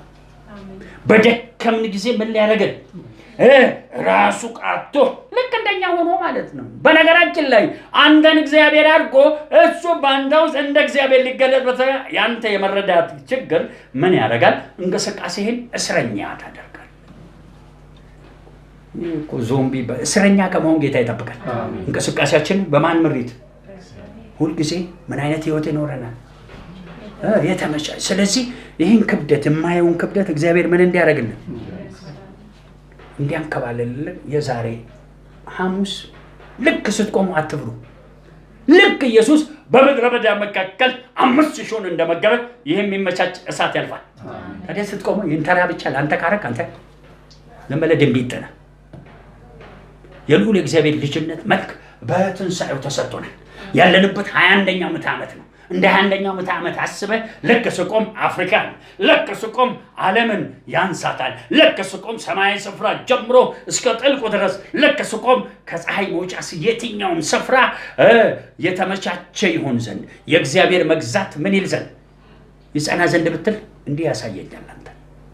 ብዙ እምነታቸው የተወጉ ሰዎች አንተን አይተው ወደ እምነት ይመጣል። አንተና ያንተን እረኝነት አይተው መጽሐፍ ቅዱስ ላይ እንደምን ብዙ ሰዎች ምን አጥተው እንደ ዛሬ እንዴት ብሎ ሰው በተፈጥሮ እየኖረ ትምህርት እያሯሯጠው ሰው ሁሉ የመንግስታት ፖለቲካ አንገቱ ላይ ተጭኖበት ይሄን እንዳታደ ኮማንድ ፖስት ላይ ነው እያለ እንዴት ብሎ ይወጣል? ሶስተኛ የእናትና አባቱ ዛር አንተ ኦሮሞ ዛር አንተ ምናምን ተብሎ ተፈርፈረት አደረጉት። እንዴት ብሎ ሰው ሁሉ የሚያሳዝን እኮ ነው። ተጨንቆና ምን ብሎ የሚኖር ከዛስ ሃይማኖት ብለህ አትንገረን። እንዲህ ያለው የብዙ ሰዎችን ኑሮ የመጠጠ ቢኖር የሃይማኖት ስም ነው። የሃይማኖት ስም ብዙ ሰው አይገባው፣ ትክክለኛ እምነት አለመያዝ። በመጨረሻ የቤታችን ሰንፈና የቤታችን አንተ እምነት የጎደለ እንደተባለ በጣም ብዙ ችግር አለብን። ትልልቅ እግሮች አለ የከብደት አሁንም አለ። በነገራችን በኢየሱስ ስም ረፍት የነሳን መቅበዝበዝ ውስጥ የከተተን ልክ እንደዚህ መጽሐፍ ቅዱስ ዛሬ ይነሳል። ይሄ ክብደት ተንከባለው ይላል። ለኛ ብቻ አይደለም፣ ለምድራችን ብቻ አይደለም። ቅድም ያልኳችሁ አይሮፕላን አንዳነሳው ሌላም ላነሳላችሁ ያየኋቸው አሉ። ሀገራዊ ብቻ ሳይሆን ምናዊ ዓለም አቀፋዊ በኢየሱስ ስም ክብደት የሚንከባለልበት ሰዓት መቼ ነው?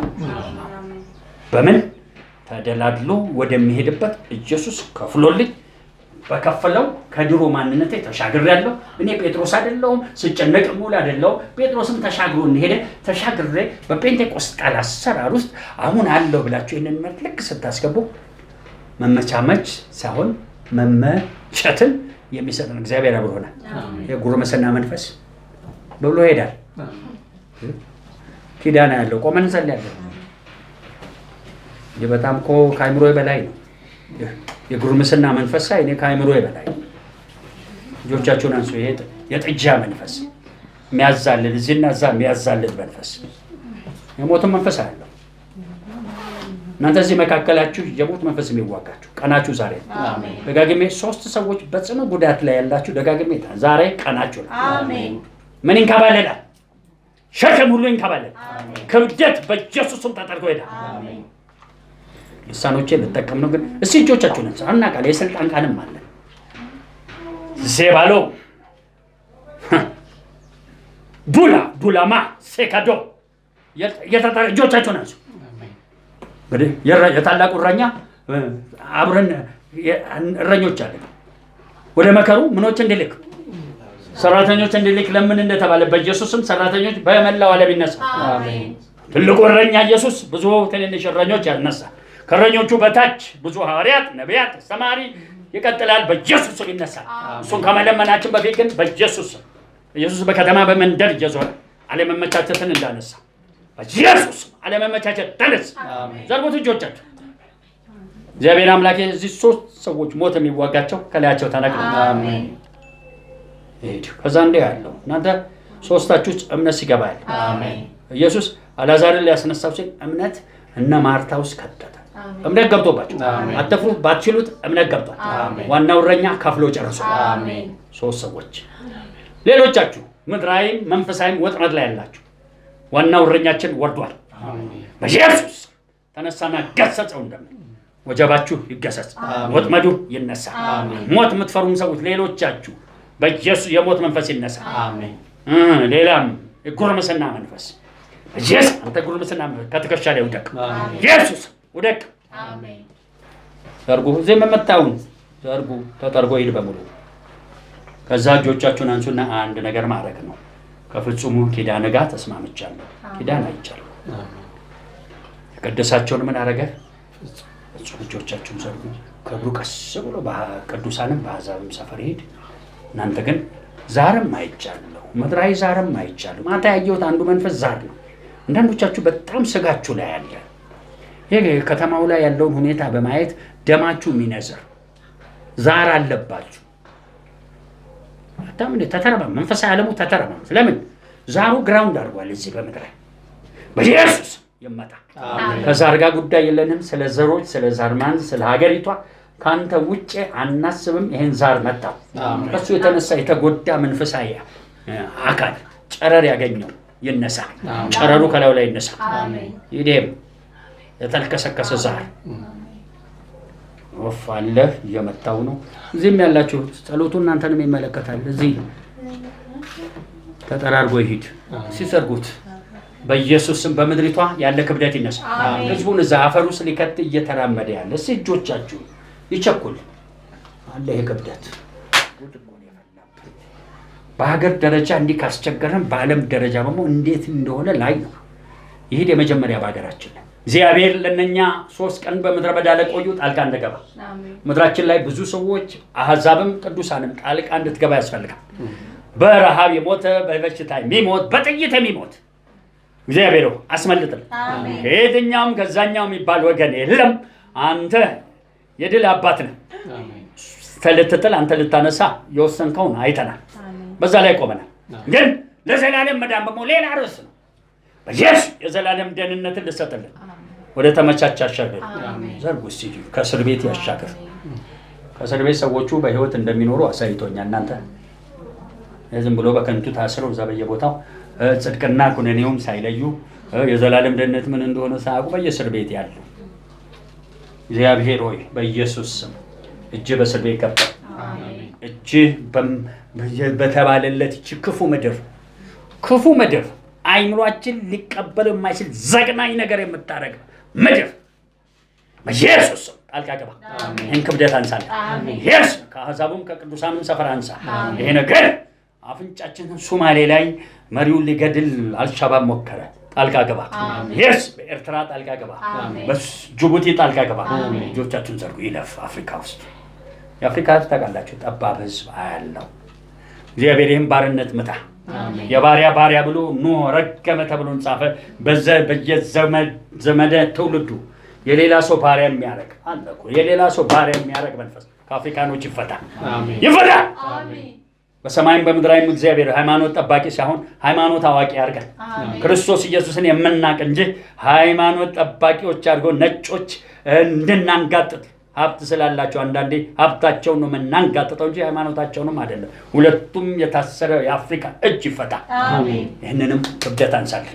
ከዛ ከአፍሪካ አለፍ ኤሽያ ውስጥ ገባ፣ አረቦች ጋር ገባ፣ ቻይና፣ ሂንዲያኖች፣ የሰው ሁሉ ማዕት ያለበት የሰው ልጅ ግማሽ በላይ የዓለም ህዝብ ያሉባቸው ቻይናና ህንድ በኢየሱስ ስም ገባ።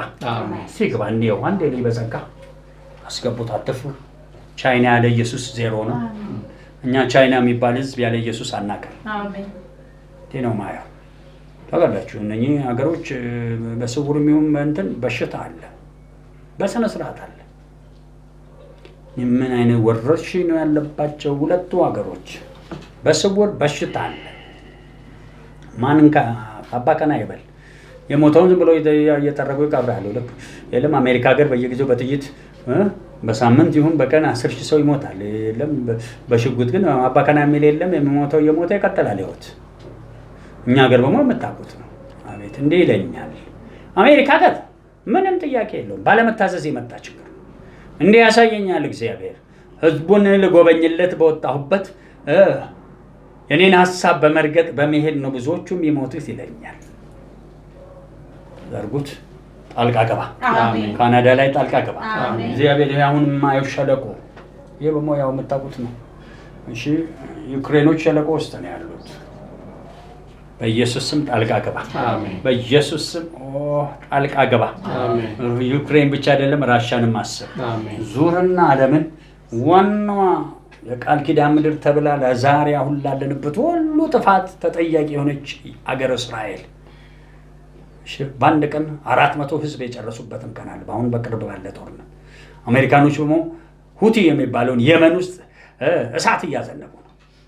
ቢምናምን የሚባል ቦምበር አላቸው። በቃ ይጥለዋል እንደ ጉድ። አሁን እነሱ ስጋዊ ዓለም ሰዎች ናቸው። እኛ ደግሞ በመንፈስ የዘላለም ጥፋት የሚሄደውን ነው አይናችን የሚያየው። ያ ክብደት በኢየሱስ ጣልቃ ገባ። እስራኤልና ፍልስጤም፣ እስራኤልና የመን፣ እስራኤልና ኢራን፣ እስራኤልና አሁን ተነሳስታ ያለች ገና ሳትደራጅ እግዚአብሔር ሲሪያ የምትባል ሀገር ቀስቷን ወደ አሜሪካ ዙራለች። ያ እንዳይሆንላት ነው እዛው እርስ በርሱ በሞ ሌላ ችግር የተፈጠረው። አስተሳሰባቸው ጥሩ ስላልሆነ እስራኤሎችን የሚያድነው የእግዚአብሔር ክብር ወደ እረኛቸው ይመልስ። እጆቻችሁን ከነሱ መሀል ያድንልን። ዝም ብለው የያዙት ኦሪት የትም አያደርሳቸው። በባርነት ያሉ ናቸው እስራኤሎች። ይህችን ምድር አብሮ ያስብ። በቃ ክብደቱን አንድ ጊዜ ልገስጽ ነው አለ አለመካፈያ ስናደርገው ያው እየከበደ እንደገና ጉልበቱን ያደራጃል፣ ይሄዳታል። አሜን። ዘርጉት።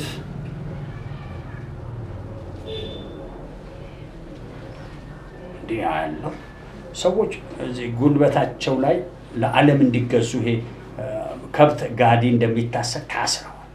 የታሰሩበት ደግሞ የሞት መንፈስ ይበጠሳል። አሜን። ወንጌላችን ገና ድል ያደርጋል። የእግዚአብሔር ቃል ገና ዓለምን ይዞራል። በአራቱም ማዕዘን ይዳረሳል። ሕዝቡን ይለውጣል፣ ያሸንፋል። ወንጌላችን ገና ድል ያደርጋል። የእግዚአብሔር ቃል ገና ዓለምን በአራቱም ማዕዘን ይዳረሳል። ሁሉን ይለውጣል፣ ያሸንፋል። ይለውጣል እንጂ አይለወጥም፣ ያሸንፋል እንጂ አይሸነፍም። የእኛ ወንጌል መቼ የዋዛ ነው፣ አልጋን አሸክሞ የሚያሮጥ ነው። ወንጌላችን ገና ድል ያደርጋል። የእግዚአብሔር ቃል ገና ዓለምን ይዞራል። በአራቱም ማዕዘን ይዳረሳል፣ ሕዝቡን ይለውጣል። በኢየሱስ ካቴና ይበጠስ። የሞት ካቴና ከህዝብ ላይ ይበጠስ። ሊሞቱ ተበይኖባቸው ጨለማው አነጣጥሮ ሲኦልን አፉን ከፍቶ በስጋ ሊገላቸው ወጣ በሙሉ ላይ ማቋረጫ ይግባ። አሜን። ይግባ። እስኪ ሃሌሉያ። አለ ክብደት መሄድ አለበት። ክብደቱ ሁሉንም አይነት ያካተተ ነው። ብዙ ጊዜ እላቸዋለሁ የክብደት ሳይ በስጋ የሚሞቱ ሰዎች በየጊዜው ይሄ እንትና ሞተች እንትና ፎቅ ላይ ጣሏት እንደሚል በየጊዜው በሰይጣኑ ዓለም ቡትቶ ሲወጡ ይታወቃል። እኔ አሁን ዛሬ ያንቀሳቀስኩት ቡትቶ ብቻ አይደለም። እረኛ እንደሌለው ሕዝብ ተጥለው አዩ ሲባል እረኝነት ዘላለማዊ ነው። ዝም ብሎ በስጋ ቢኖር ሰው እረኛ ከሌለው መንፈሳዊ ነገሩ ለዘላለም የጠፋ ነው። ስለዚህ ይሄ ክብደት ማወራላችሁ ሁለቱንም ነው። በስጋ ያለ ሞትን፣ በመንፈስ ያለ ደግሞ ዘላለማዊ ምንም ሞትን እግዚአብሔር አሁንም ከተኛህበት እንደተነሳ በእምነት ተነስተናል። አዎ ወጀቡን ገሰስከው ጸጥታ ሆነ እንደምን የክብደት ጸጥ ይበል። ኢየሱስ ከየፍጥረት ላይ እየተንከባለለ ይወደቅ። ይህ ወንጌላችን ገና ድል ወደሚያደርገው እሳት ከተጫረ ምን እንፈልጋለን? እሳት ይውጣ፣ እሳት ይውጣ። እኛ ምልክትና ድንቅ ከኋላ እንጂ ከፊት ሰው ይድናል በለን በምልክትና በድንቅ አናምንም። ብዙ ሰዎች እንደሱ አመኑ። ኢየሱስ ያ ሁሉ ድንቅ ቢያደርግ አላመኑም። ምክንያቱም የሰማነውን ማን አመነ የሚለው ይፈጸም። አሁን ደግሞ በእኛ ዘመን እግዚአብሔር ማንም ምልክት ሰራ አልሰራ ስትቆም እግዚአብሔር ሊያድነው ከወደደ ማንም አይከለክልም። ስለዚህ በኢየሱስ ስም አሁን ያዘዝነው ሁሉ ከጀርባችን ይቀጠላል። ኢየሱስ ይሄ ሕዝብን በሙሉ ወደ ገደል እየከተተ ያለ ወደ ዘላለም ጥፋትና ወደ ሞት ተከብደት በኢየሱስ ስም ጠርገናል። እንዲሁ ተሻገሩ እንደሚል በእምነት ይዘን በመላው ዩኒቨርሱ ላይ በዚችም ዓለም ላይ ጥቁ ላይ በመሆን አፉን ዘግተን ያን ዘንዶ በእምነት ቆመንበታል። ሲጨብጡና ትልቅ እግር ያለው አንድ እግር ጌታ ይክበር። ጨብጡ፣ ሁለቱንም የያዘ ማለት ነው። ጨብጡ፣ ቆሟል። እናመስግነው። በቃ አንድ እግር እየተንቀሳቀሰ የታባት ሁለተኛው እንዳይወጣ ያመሰገናችሁ እኮ ትልቁ ነገር የምንፈልገው ሁለቱንም የያዘን ያለን በላይ አንድ እግር ቢያዘን በላይ ሰው ድሮም እንዳይሞት ይፈልጋል በስጋ ዘላለማዊ ሲሉት ግን እግሬ አውጭኝ ይላል። ጨብጡና ያዙ። ሁለቱንም የያዘው ነው የምንፈልገው። ተመስገን፣ ተመስገን። እናመስግነው። እናመሰግናለን። 6 ሰዓት ሆኗል። 12 ሰዓት። እሺ አንድ ነገር በዛው ልንጸልይ ነው። እሺ ጨብጡት። እስቲ በዛው የመከናወን ነገር ልቀቅልን። ወደ ማዶ ተሻግሮ መከናወንን ገለጠ። እረኞችን ብዙ ሰራተኞች አመጣ። የመከሩ ጌታ ምን ሆነ? ተከናወነላችሁ። ስለ መከናወን ልንጸልይ ነው። ይህ አሁን ነው መሄድ ያለበት መከናወን። አሁን በዚህ ሌሊት የእግዚአብሔር ጸጋ እስር ቤት ይግባ። የእግዚአብሔር ጸጋ የትም ስፍራ አለና የትም ይግባ። ቤተ መንግስት ይግባ። ዘበኛ ቤት ይግባ። ሰዎች በህልምና በራእይ ኢየሱስን ይዩት። ሰዎች ሊሞቱ ካለ ብን ብለው እንዲወጡ ነርቱ ያስወጣልን። ከጥይት ይውጡ፣ ከበሽታ ይውጡ፣ ከእንደዚህ አይነት ነርቱ ያወጣ። እንዴ ያየሁት እናንተ የተቆመጠ እግር አለ፣ ከመሃል እግሩ ተየለም። ምንድነው ስል መከናወን እንዳሁን የከለከሉ ነገሮች አሉ አለ። ከዛ እግሩ ሲበቅል አየሁ። ከዛ እግሩ መራመድ ጀመረ። እንዴ ለኛል እግዚአብሔር እባካችሁ ላከናውን ወጥቻለሁና አትጠበቡ ይላል። አታሳልፉት ሌሊቱን ቀኑን መኑ። ሌሊት ስታድሩ ከሚያሳያችሁን ተነሱና ተንቀሳቀሱ። ባለፈው አስረዳው። የመጨረሻዋን ጽዋ ሲጠጣ ኢየሱስ እንዲህ አለ፣ ዳግም እስከመጣ ድረስ ዳግም ይህን ነገር ምን አለ? እስከዛ ድረስ ፋሲካን ምን አለለም አላከብርም አለ። ይህን አዲስ ኪዳን ደሜና አዲስ ኪዳን ስጋዬን የተቆረሰ እናንተ ብሉ፣ ዳግም እስከመጣ ድረስ ከእንግዲህ ወዲህ ከዚህ ፋሲካ አልካፈልም አለ። ኢየሱስ በስራ ላይ ነው። በኢየሱስ በስራ ላይ የሆነ ክብር አብሮ ሊሆን ለቀቅ። እስቲ መከናወን ሊያው እስቲ እሱም ብዙ ባልሰብከውም መከናወን ለቀቅ። እኛ እግሮች ወጥተዋል። የተቆመጠ እግር ተነስቷል። መከናወን የከለከለን እኔ አይቻለሁ። ብዙም መስበክ ባያስፈልገኝም መከናወንን የከለከለ ነገር በሙሉ ተጠርጓል። ለቀቅ። ደስ ብሎናል፣ በቤትህ ደስ ብሎናል፣ ካንተ ጋር መሆናችን ተስማምቶናል። ለዘላለም ክበርልን፣ ንገስልን፣ ለዘላለም ክበርልን፣ ንገስ ተስማምቶናል በቤት ተስማምቶናል ካንተ ጋር መሆናችን ተስማምቶናል ለዘላለም ክበርልን ንገስልን ለዘላለም ክበርልን ንገስልን አምሮብናል በቤት አምሮብናል ካንተ ጋር መሆናችን ተስማምቶናል ለዘላለም ክበርልን ንገስልን ለዘላለም ክበርልን ንገስልን ሃሌሉያ ሲወዝወዝ እጆቻችሁን መልእክቶች ላስቀምጥ የተቆመጠ ወገብ ያለው ከላይና ከታች ያለውን መግጠም ያልቻለ ተገጥሟል መከናወን ከህይወታችሁ የጠፋ ሰዎች ወገባችሁ ገጥሟል ከላይ የታሰበው በእናንተ ይቀሳቀስ ዘንድ ወገብ ተገጥሟል ያጆተን እንዳትረሱ እግር ነው አውራጣቱ ክፍል ይስተቀራብ ብሎ የተቆረጠው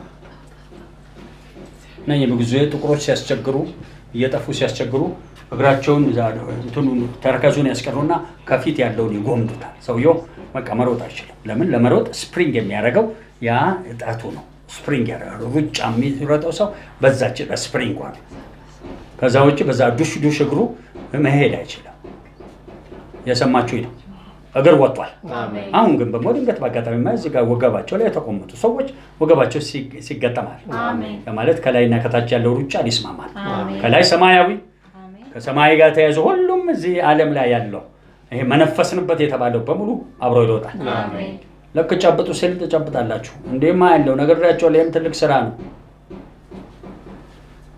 ያው መጣቁት ወሰን በሌለው ምን ውስጥ ያለ ህዝብ ጸጋ ውስጥ ያለው ህዝብ የምን ህይወት አለው የመከናወን ህይወት ምን ብሎታል ተሰጥቶታል ስንዴ ሲዘሩት ሰዓቱ ጊዜው ከነበረ እንደሚያፈራ የኛ ጸጋ በመወሰን ከሌለ የሆነ ከሆነ በማንኛውም ሰዓት ምንዘራው ምን ይሆናል ያ በመድረ በዳ የለ በቀን የለ በሌሊት የለ በላያችን ላይ ዛሬ ሌሊት ሲሰራ ያድራል ማለት ሰዎች ይደናል አሜን አንድ ነገሮቻችን ላይ መከናወን ይሆናል አሜን ባሳለፍን ቁጥር ሰው ይጠፋል ዘላለማዊ ደህንነቱን ያጣል ባሳለፍን ቁጥር የማን መክበር እግዚአብሔር መክበር ይወገዳል እንዳይወገድ በየቀኑ እንዲያሸንፍ ጨበጥ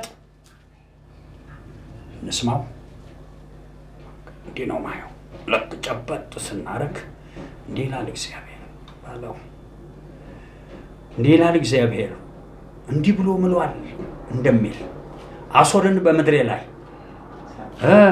በተራራይ ላይ ምኑን ቀንበሩን ሰብራለሁ እንዳለ እንዲህ ያለው በፍጥረት ላይ ህይወት እንዳይዘረጋ የተጫነ ቀንበር ተሰብሯል አሜን ዘንጉ ተቃጥሏል አሜን በትረ ስልጣኑ ተወግዷል አሜን እግዚአብሔር ይህንን ባለማችን አስቧል አሜን የሚያስጥለው አሜን ዘርጉት ተመቷል እናመሰግናለን አሜን እናከብራለን አሜን ጎንበስ እንበል ሁለት ነው መልእክቴ ክብደት ሄዷል አሜን ሁለተኛ የመከናወን ክብር ወጥቷል አሜን በእግዚአብሔር ተራራ ላይ የደፈረን እግዚአብሔር ዓለምን ወርሷል አሜን የወረሳትን ዓለም ከለከላል ያለ ተመቷል አሜን እንወድሃለን እናከብርሃለን ክብርህን መልሰህ አንተ ውሰድ አሜን ምሕረት በየስፍራው በሰላም ያድርሰን አሜን በክርስቶስ ኢየሱስ አሜን ጌታ ይባርካችሁ እናንተንም ጌታ ይባርክ እሺ ፕሮግራሙ እዛ ተጽፏል በዛ ሰሌዳ መሰረት አብራችሁ መካፈል ትችላላችሁ